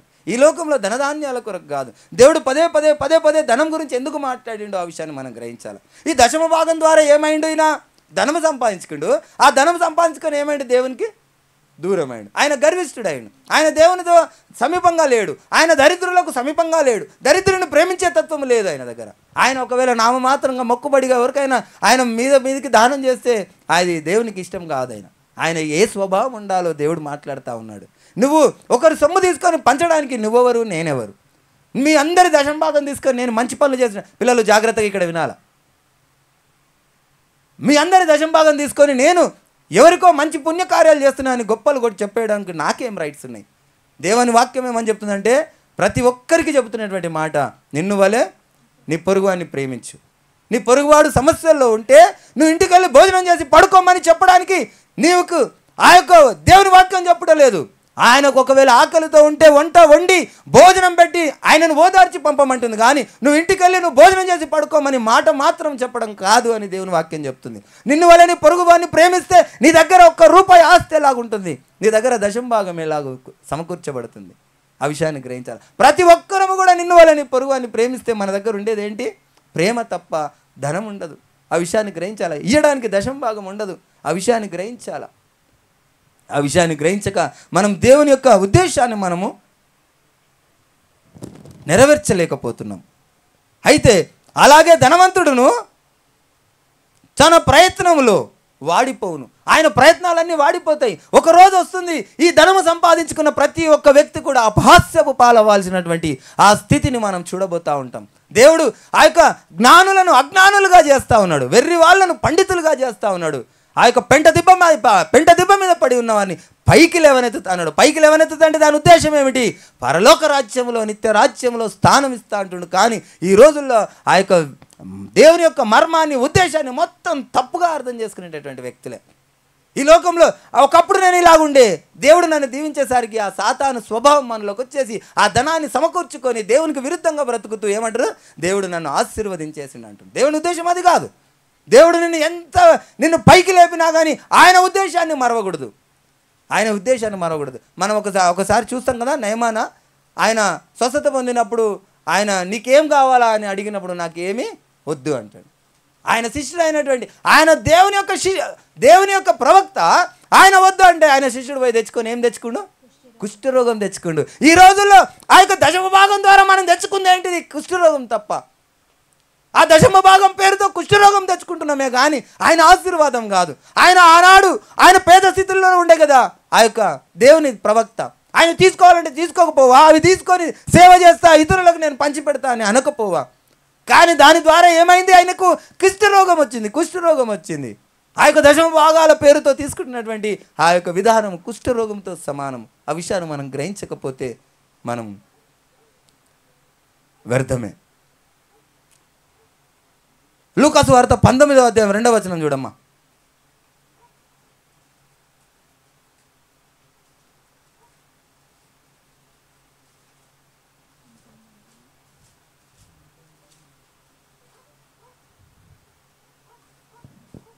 దాని గుండా పోవుచుండెను, ఇదిగో. సరే, మొదటి నుంచి చదువు, అదొక సెంటెన్స్ ఫుల్ఫిల్ అవుతుంది. ఆయన సంచరించుచు యెరికో పట్టణంలో ప్రవేశించి దాని గుండా పోవుచుండెను, ఇదిగో సుంకపు గుత్తదారుడును ధనవంతుడైన జక్కయ్య అను పేరు గల ఒకడు యేసు ఎవరో అని చూడగోరెను గాని పొట్టివాడైనందున జనులు గుంపు కూడి యుండుట వలన చూడలేకపోయాను. అప్పుడు యేసు ఆ త్రోవను రానయుండెను కనుక అతడు ముందుగా పరిగెత్తి ఆయనను చూచుట ఒక మేడి చెట్టెక్కెను. యేసు ఆ చోటుకి వచ్చినప్పుడు కనులెత్తి చూచి, జక్కయ్య త్వరగా దిగిరమ్ము, నేను నీ ఇంట నుండవలసి ఉన్నదని అతనితో చెప్పగా అతడు త్వరగా దిగి సంతోషముతో ఆయనను చేర్చుకొనెను. అందరూ అది చూచి ఈయన పాపి అయిన మనిషిని యొద్ద బస చేయ వెళ్ళనని చాలా సనుగుకొనిరి. జక్కయ్య నిలవబడి ఇదిగో ప్రభువా, నా ఆస్తిలో సగము బీదలకిచ్చుచున్నాను. నేను ఎవని యొద్దనైనను అన్యాయముగా దేనినైనను తీసుకొని ఎడల అతనికి 4 అంతలుగా మరలా చెల్లించునని ప్రభుతో చెప్పాను. ఈ విధమైనటువంటి సంపాదన ఏ విధమైన సంపాదన అయినా కావచ్చు. అన్యాయంగా తీసుకుందా, లేకుంటే అక్రమంగా తీసుకుందా, లేకుంటే సక్రమంగా సంపాదించిందా, ఆయన మాత్రం ఏమై ఉన్నాడు? ఆయన ధనవంతుడై ఉండేను. ఆ ధనమంతా కూడా ఏం చేసిండు? ఆయన జస్ట్ నీ ఇంట బస చేస్తా అన్నాడు. ఆయన నీ హృదయంలోనికి వస్తా అన్నాడు. నీ ఇంటిలో నేను ఉంటా, నీ హృదయంలో నేను ఉంటా అనగా ఈయనలో ఏమొచ్చేసింది? ఆ ధనము ఆయనకు విరుద్ధమైన సంగతి ఆయనకు తెలిసిపోయింది. ఆయన సక్రమంగా సంపాదించుండొచ్చు, ఆయన అక్రమంగా సంపాదించుండొచ్చు. అక్రమంగా సంపాదించింది అక్రమంగా 4 వంతులు ఇచ్చేస్తున్నాడు. ఆయన సక్రమంగా సంపాదించింది అంతా ఎవరికి ఇస్తున్నాడు? బీదలకు ఇస్తున్నాడు. ఆయనను బీదలను ప్రేమించేటటువంటి దేవుడు ఆయన. మనమందరము బాధలు పడుతూ ఉంటే ఆయన ఆ యొక్క సంఘ కాపరి. చాలా మటుకు ఈ రోజుల్లో జరుగుతున్నది ఏంటంటే, విశ్వాసులు వచ్చి ఏదన్నా సమస్య చెప్పినప్పుడు ఏమంటారట? ప్రార్థన చేద్దాం. అదే సంఘ కాపరికి సమస్య వస్తే సంఘమునందరినీ కూడా మీరు ఏమంటారు? మీరు ద్వారాలంగా మీ గుప్పులు విప్పాలా. ఎందుకు? సంఘ కాపరికి సమస్య వచ్చింది, మీరు ద్వారాలంగా గుప్పులు విప్పాలా. అదే విశ్వాసికి సమస్య వచ్చింది, మనమందరం కలిసి ప్రార్థన చేయాలా. దేవాది దేవుడు చెప్తున్నటువంటి మాట. ఆ యొక్క జక్కయ్యను దిగురా, నీ ఇంట నేను బస చేయవలసి ఉన్నది, నేను నీ ఇంట ఈరోజు నేను నీ ఇంట్లో నేను ఉంటాను అని చెప్పగానే జక్కయ్య మాట్లాడుతున్నటువంటి మాట, అయ్యా నా ఆస్తులో సగము బీదలకు ఇచ్చేస్తున్నాను. నేను ఎవరి దగ్గర నన్ను అన్యాయంగా ట్యాక్స్ వసూలు చేస్తే వారికి 4 అంతులుగా ఇచ్చేస్తున్నాను. ఆయన ధనానికి ఆయనకి వ్యతిరేకం. ఈ లోకధనము ఆయనకి ఇష్టం లేదు, ఈ లోకధనము ఆయన అడుగుటలేదు. ఆ విషయాన్ని మనము గ్రహించకపోతే మనము వ్యర్థులమే అన్న సంగతి ఆ దేవాది దేవుడు మాట్లాడుతూ ఉన్నాడు. లూకాసు వార్త 18వ అధ్యాయం 23వ వచనం చూడమ్మా.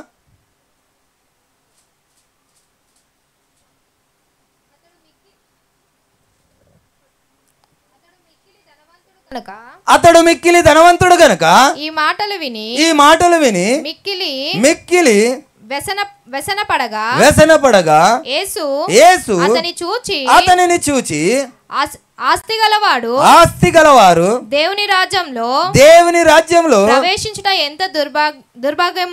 ఎంతో దుర్లభము.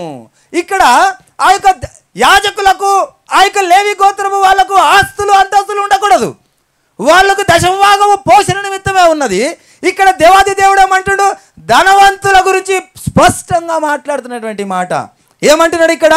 యేసు అతనిని చూచి ఆస్తి గలవారు దేవుని రాజ్యంలో ప్రవేశించుట ఎంతో దుర్లభము. ఆస్తి, ధనవంతుడు కాదు. ఇంక ఇక్కడ ఆస్తి ఎంత ఉంది, నీ ఆస్తి ఎంత అని అడుగుతారు. నీకు ధనం ఎంత ఉంది కాదు, నీ ఆస్తి ఎంత. మీ సొంతిల్లు లేనా? చివరకు సొంతిల్లు లేకున్నా కూడా ఏమైందంటే మనము ధన్యులమే. హల్లెలూయా. ఈరోజు దేవుని బిడ్డలు అనబడినటువంటి ప్రతి ఒక్క వ్యక్తి కూడా ఆస్తులు అంతస్తులు లేక మీరు కృంగిపోతుంటే ఆ దేవాది దేవుని యొక్క ప్రేమ, కనికరం, కృప మీ మీద ఉన్నదన్న సత్యాన్ని మీరు గ్రహించండి. ఆ నిత్య రాజ్యంలో ఆ స్థానం ఉన్నది మీకని ఆ సత్యాన్ని గ్రహించండి. ఈ లోకంలో మనని కించపరిచే వాళ్ళు అనేకులు ఉండొచ్చు. మీకు ఆస్తి లేదని, అంతస్తు లేదని, సొంత సంఘం లేదని. కానీ దేవాది దేవుని ఉద్దేశము కేవలము ఆ యొక్క సువార్త ప్రకటించటమే ఆయన చిత్తం అన్న సత్యాన్ని మనం గ్రహించాలి. ఇక్కడ దేవాది దేవుడు ఆ యొక్క ధనవంతుడి గురించి కూడా కాదు, ఆ ధనము స్పష్టంగా పుష్కలంగా గురించి కూడా కాదు, పుష్కలంగా ఉన్నదని కూడా కాదు. కానీ ఒకటే ఒక మాట ఏమంటుందంటే, యేసు అతనిని చూచి ఆస్తి గలవారు దేవుని రాజ్యంలో ప్రవేశించుట ఎంతో దుర్లభమట. ఆ విషయాన్ని మనము గ్రహించకపోతే మనం ఆయన సన్నిధిలో ఆయన ఆత్మ మనలో ఉన్నదా అనే విషయాన్ని మనం గ్రహించాలి. మనము దేవుని పిల్లలము. మనకు ఆ యొక్క స్త్రీకి శిరస్సు పురుషుడైనప్పుడు పురుషునికి శిరస్సు దేవుడు. మనము ఆయన పెళ్లి కుమారుడు. ఆయన ఎవరు? ఆయన పెళ్లి కుమారుడు. మనం ఎవరము? వధువులము. మనము భర్త, మనకు భర్త ఆయన. మనము భర్తను అడగాల, మందిని అడగాల. మనకేదైనా అవసరం వచ్చినప్పుడు మన భర్తను అడుగుతామా, లేకుంటే పక్క వాళ్ళని అడుగుతామా? ఆ విషయాన్ని మనం గ్రహించాలా. మన అవసరత ఎరిగినటువంటి దేవుడు, మన అవసరత ఆ దేవాది దేవుడిని అడగాల. ఇరుగు పొరుగుని అడిగితే ఎవరిని అడిగినట్టు?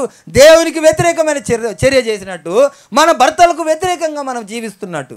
మన యేసయ్యకు తప్ప వేరే వాళ్ళని అడిగినామంటే మనము వ్యర్థులమే. మనము నోరు తెరిచి అడగవలసింది సిగ్గుకరమని దేవుని వాక్యం చెప్తా ఉన్నది. ఆ విషయాన్ని మనం గ్రహించాలి. ఎవరిని కూడా చెయ్యి చాచి ఎక్కడ కూడా అడగకూడదు. అది దొంగిలిస్తున్నారని ఆ యొక్క బాజాబ్తా దొరల వలె అడుగుతున్నారు, కానీ అది దొంగతనంతో సమానం, భిక్షముతో సమానం. ఆ విషయాన్ని మనము గ్రహించాలి.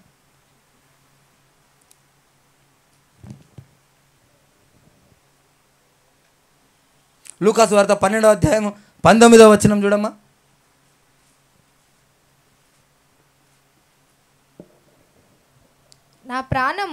నా ప్రాణంతో ప్రాణమా అనేక సంవత్సరములకు, నా ప్రాణముతో ప్రాణమా అనేక సంవత్సరములకు విస్తారమైన ఆస్తి సమకూర్చబడి ఉన్నది, నీకు సమకూర్చబడి ఉన్నది. సుఖించుము తినుము త్రాగుము సంతోషించుమని చెప్పుకొందుమని కొనెను. సంతోషించుమని చెప్పుకొందుమని కొనెను. అయితే దేవుడు వెర్రివాడా ఈ రాత్రి నీ ప్రాణమును అడుగుచున్నాను. నీవు సిద్ధపరిచినవి ఎవని వగునని ఆయనతో చెప్పాను. ఈ రాత్రి నేను ఒక మాట సూటిగా అడుగుతున్నా. కోటాను కోట్ల రూపాయలు సంపాదించి మనకు నీతిగా ఎంచబడినటువంటి మన స్వాస్థ్యం ఏదైనా ఉందంటే అది మన పిల్లలే కదా. మనకు నీతిగా అక్కడ రాంది ఏముందంటే అది మన పిల్లలే కదా. అవునా కదా? మంచిగా అర్థం చేసుకోండి. అర్థమవుతుందా?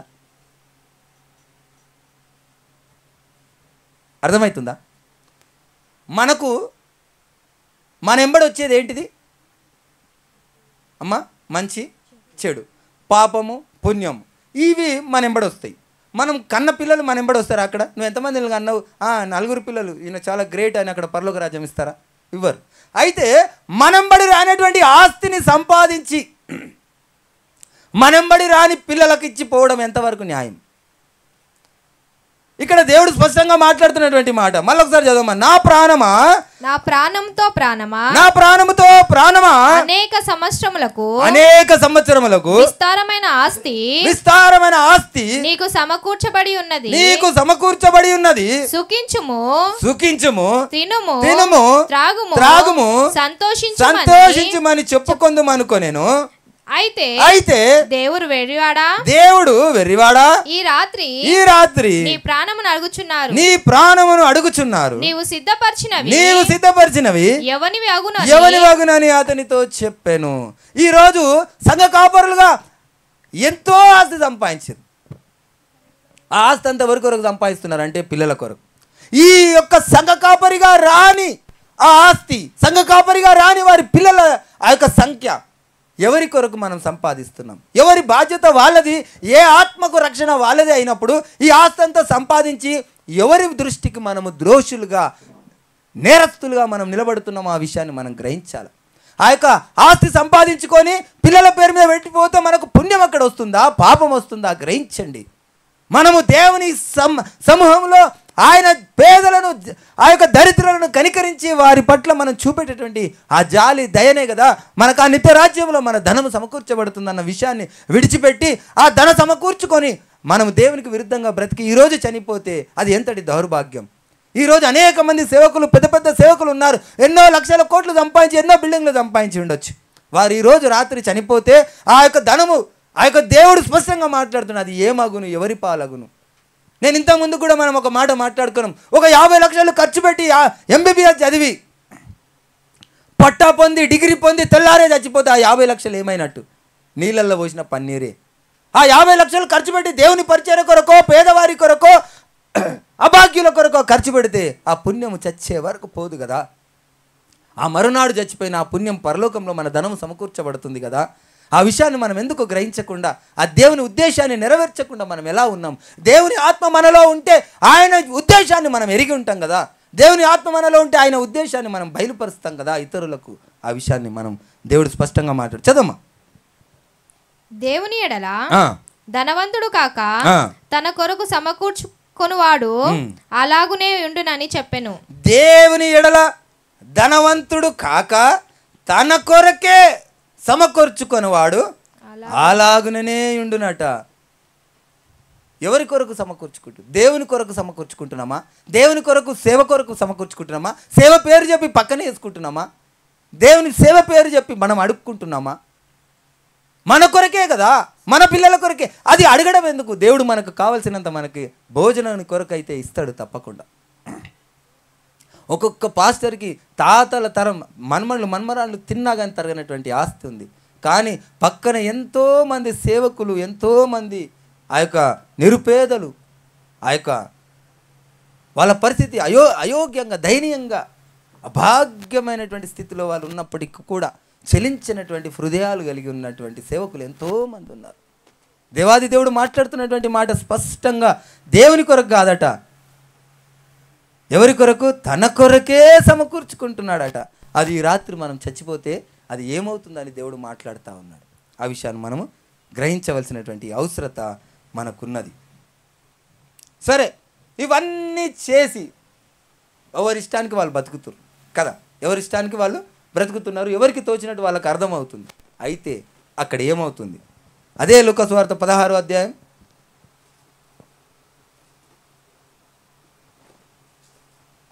22వ వచనం.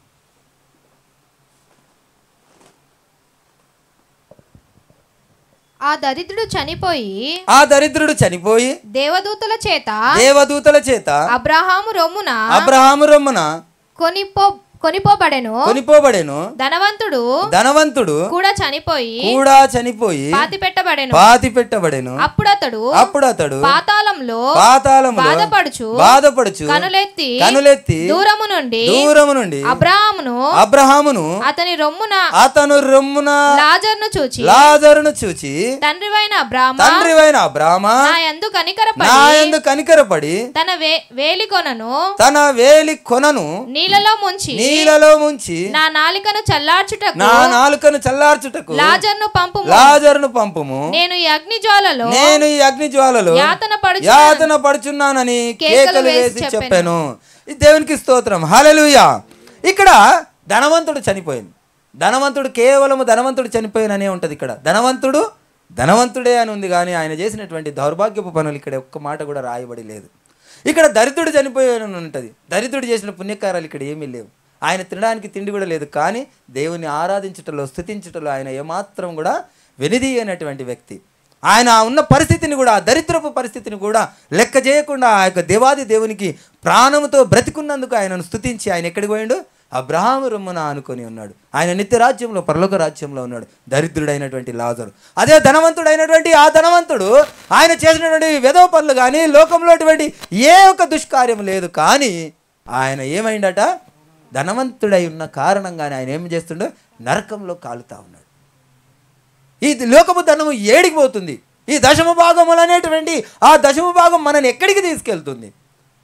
లేనటువంటి దశమ భాగం, పాత నిబంధనకు ఉన్నటువంటి ఆ దశమ భాగాన్ని నూతన నిబంధనలో మనం ఎందుకు అనుపాదించుకుంటున్నాం? ఆ విషయాన్ని మనము గ్రహించమని మరొక్కసారి ఈ యొక్క విశ్రాంతి దినం మనం ప్రతి ఒక్కరూ హెచ్చరించుకోవాల్సినటువంటి అవసరం మనల్ని మనం ఒకరినొకరు హెచ్చరించుకుంటూ మనము ఆయన సన్నిధిలో స్థిరముగా నిలబడాలని ఆయన ఉద్దేశం.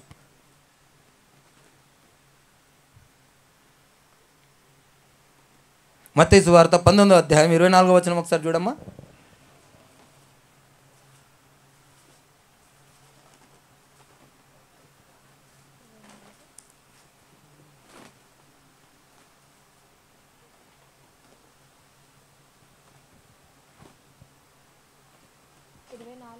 ఆ, 19వ అధ్యాయం 24వ వచనం.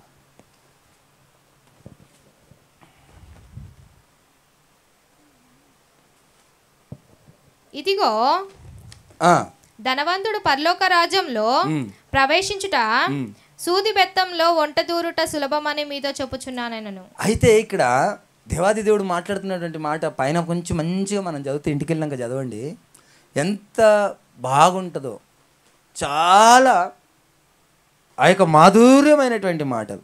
కానీ ఇక్కడ 24వ వచనంకి వచ్చేసరికి ఒక మాట మాట్లాడుతుంది. ఇదిగాక ధనవంతుడు పరలోక రాజ్యంలో ప్రవేశించుట కంటే సూది బెజ్యంలో ఒంటె దూరుట సులభమని మీతో చెప్పుచున్నాను. ధనవంతుడు ఏమవుతాడట? మరి అట్టి ధనము మనకెందుకమ్మా? ధనవంతుడు పరలోక రాజ్యంలో చేరుట దుర్లభమట, సూది బజ్యములో ఒంటె దూరుట సాధ్యమట, కానీ ధనవంతుడు పరలోక రాజ్యంలో చేరుట అసాధ్యమట. ఎంతటి స్పష్టంగా భయపడవలసినటువంటి మాట కాదా ఇది? అంటే ఆ ధనం మనకు పాపంతో సమానం కాదా? కేవలం బ్రతకడం కొరకే దేవుడు మనల్ని ఆయన అవసరత నిమిత్తమే ఇచ్చేటటువంటి దేవుడు. ఆ యొక్క దేవుని యొక్క నియమ నిబంధనను మనం ఎరిగిన వారమైతే దాని వెనుక మనం ఎందుకు పరిగెడతా ఉంటాం? ఆ విషయాన్ని మనం గ్రహించాలి. ఈ వాక్యం అంతా కూడా మనం చదివితే మనకు అర్థం అవ్వాల్సింది ఒకటి ఉంది. అది అర్థం చేసుకోమని మాట్లాడుతూ ఉన్నాను, అది అర్థం చేసుకోమని బ్రతిమలాడుతూ ఉన్నాను. ధనవంతుడు పరలోక రాజ్యం చేరుట దుర్లభం అని దేవుడు మాట్లాడుతూ ఉన్నాడు. సూది బెజ్యంలో ఒంటె దూరుట సాధ్యమంట. అంటే ధనాన్ని ఎంత చీడ పురుగుతో, ఒక పైజన్తో పోలుస్తూ ఉన్నాడు. పైజన్ లాంటిది ధనము. ఆ విషయాన్ని ఇంకొక చోట రాయబడి ఉంటుంది, ధనవంతుడిని దేవునితో సమానంగా పోలుస్తూ ఉన్నాడు ధనమును. ధనానికి దేవునికి ఎవడును ఇద్దరు యజమానులకు దాసుడుగా ఉండనేరడని అంటాడు. ఆ యొక్క దేవాది దేవుడు చెప్తున్నటువంటి ఆ అమూల్యమైన మాధుర్యమైనటువంటి మాటలను మనం లక్ష్య పెట్టకుండా మనము దేవుని వెంబడించగలమా, దేవుని ఆరాధించగలమా, దేవుని స్తుతించగలమా? ఆ విషయాన్ని మనం గ్రహించకపోతే మన జీవితం వ్యర్థం కాదా? చిట్ట చివరిగా 1 సమూయేలు 15వ అధ్యాయం 11 నుంచి చూసుకుందామమ్మా.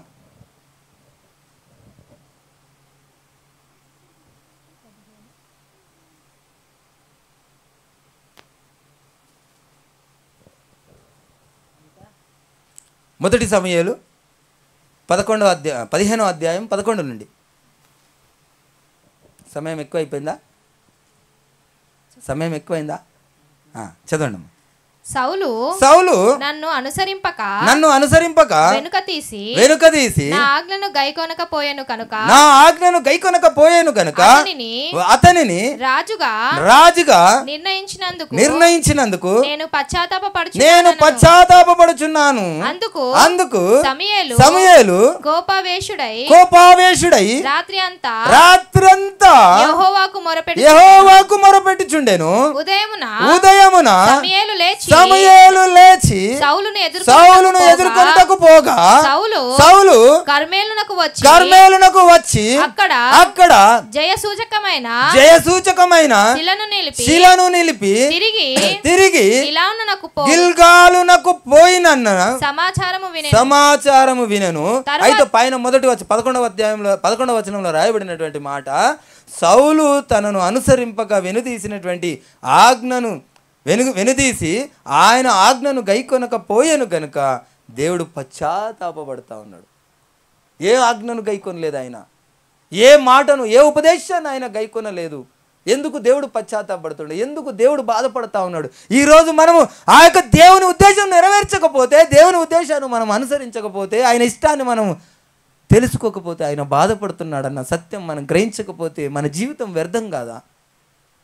అక్కడ కింద చూస్తే 13వ వచనం, తరువాత అతడు సౌలు నొద్దకు రాగా సౌలు యెహోవా వలన నీకు ఆశీర్వాదము కలుగును గాక, యెహోవా ఆజ్ఞను నేను నెరవేర్చితిననగా. ఈ రోజుల్లో అనేక మంది సంఘ కాపరులు కూడా మనం ఏమంటున్నారు? యెహోవా ఆజ్ఞను నేను నెరవేర్చిన, నా యేసయ్య ఆజ్ఞను నెరవేర్చిన. మీరు దశమ భాగాలు లేవని చెప్తున్నారు కదా, మీరు పాపంలో పాలి భాగస్తులు అవుతా ఉన్నారు, మీరు దేవుని దృష్టికి తప్పు చేస్తూ ఉన్నారని నన్ను నిలదీస్తూ ఉన్నారు. ఆ దేవుడు ఆ యొక్క సౌలుతో మాట్లాడుతున్నటువంటి మాట, సౌలు గురించి మాట్లాడుతున్నటువంటి మాట వినండి. సమూయేలు అలాగైతే నాకు వినబడుచున్న గొర్రెల అరుపులను ఎడ్ల రంకెలు ఎక్కడివి అని అడిగాను. అందుకు సౌలు అమాలేకీయుల యొద్ద నుండి జనులు వీటిని తీసుకొని వచ్చిరి నీ దేవుడైన యెహోవాకు బలులు అర్పించుటకును జనులు గొర్రెలను ఎడ్లను మంచి వాటిని ఉండనిచ్చిరి. మిగిలిన వాటిని అన్నిటిని మేము నిర్మూలము చేసిది మనగా.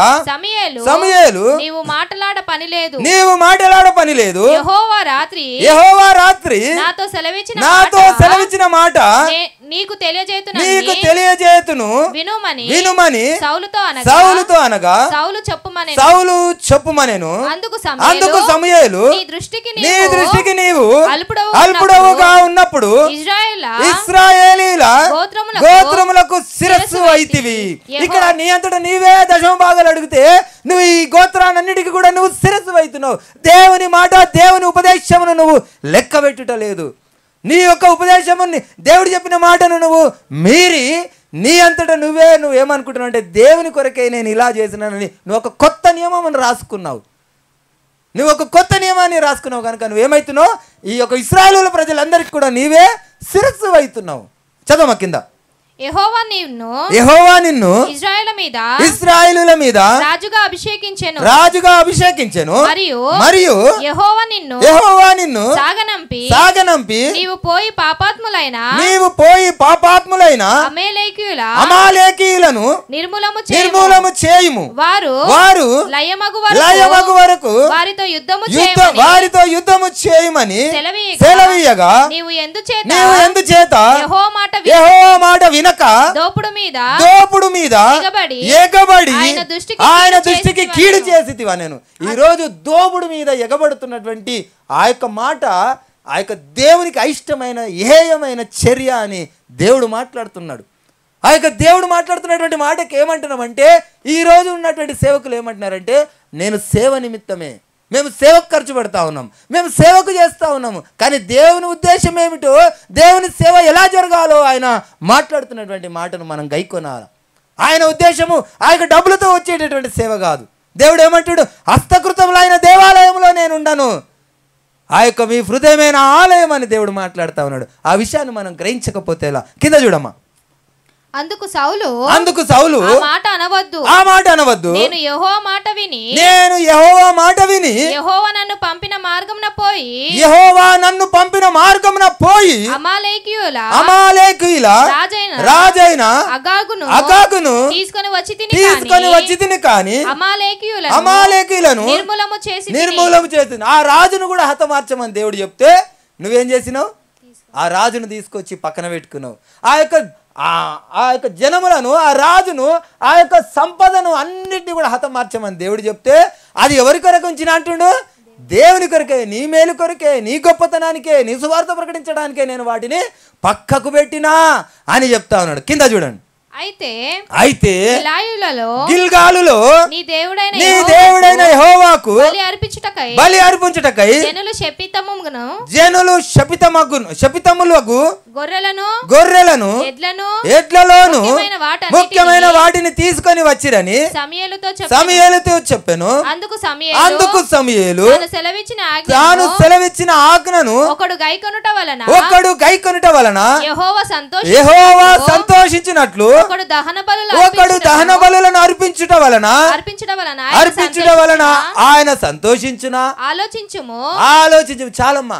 ఇక్కడ దేవాది దేవుడు ఏమంటున్నాడంటే, ఆయన మాట వినాలా, ఆయన సత్యాన్ని గ్రహించాలా, ఆయన సువార్తను ప్రకటించాలా. ఆయన చెప్పిన మాట, నీవు ఈ లోకధనాన్ని నువ్వు ఆపేక్షించకు, ఈ లోకధనాన్ని నువ్వు లక్ష్య పెట్టకు, నువ్వు ఎవరిని అడగక్కనంటే ఈరోజు మనము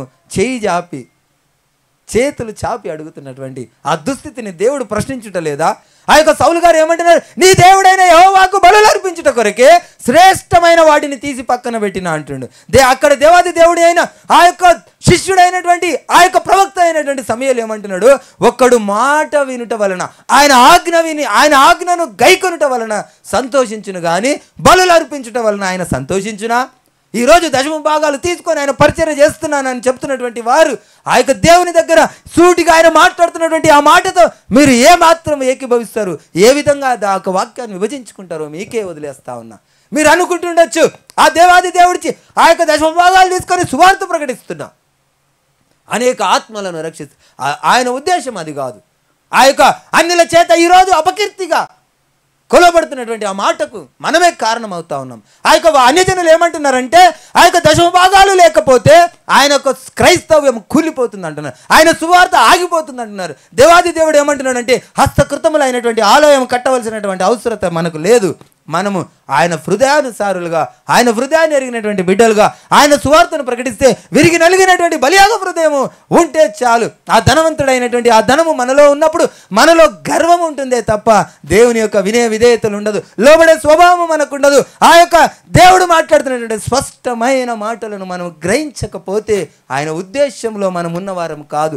ఆయన ఆయనకి ఇష్టమైన వారం కాదు, ఆయన హృదయాన్ని ఎరిగినటువంటి వారం కాదు, ఆయన ఇల్లంతటిలో నమ్మకమైనటువంటి వారము కాదు, ఆయన స్నేహితులం మనం కాదు. ఆ విషయాన్ని మనం గ్రహించాలా. ఈ 3 విషయాలు కనుక మనం తెలుసుకుంటే ఆయన హృదయాన్ని ఎరిగిన వారం అవుతాము, ఆయన స్నేహితులం అవుతాము, ఆయన ఇల్లంతటిలో నమ్మకస్తులం అవుతాము. ఆ విషయాన్ని మనం గ్రహించాలా. దేవుడు ఏమంటున్నాడు? ఆ యొక్క స్పష్టంగా ఆయన ఉద్దేశాన్ని నెరవేర్చి ఆయన ఆజ్ఞను గైకుంటే ఆయన సంతోషిస్తాడట. ఆయన బలులు అర్పించడం ద్వారా, కానుకలు అర్పించడం ద్వారా, దశమ భాగాలు ఇచ్చడం ద్వారా ఆయన సంతోషించాడు. మిత్రులారా, ఈ విషయాన్ని మనం గ్రహించాలి. మొట్టమొదట మనము ఆయన ఉద్దేశాన్ని, ఆయన యొక్క సంకల్పాన్ని మనం గ్రహించి ఆయన సువార్తను ప్రకటించడానికి మనం ఏ స్థితిలో ఉన్నా ఆ స్థితిని బట్టి ఆయనను మహిమపరచాలా, ఆయనను ఘనపరచాలా. దేవుడి వాక్యం దీవించి ఆశీర్వదించును గాక. ప్రతి ఒక్కరి హృదయాల్లో ఈ వాక్యం నాటును గాక. ఆమేన్. మనమందరం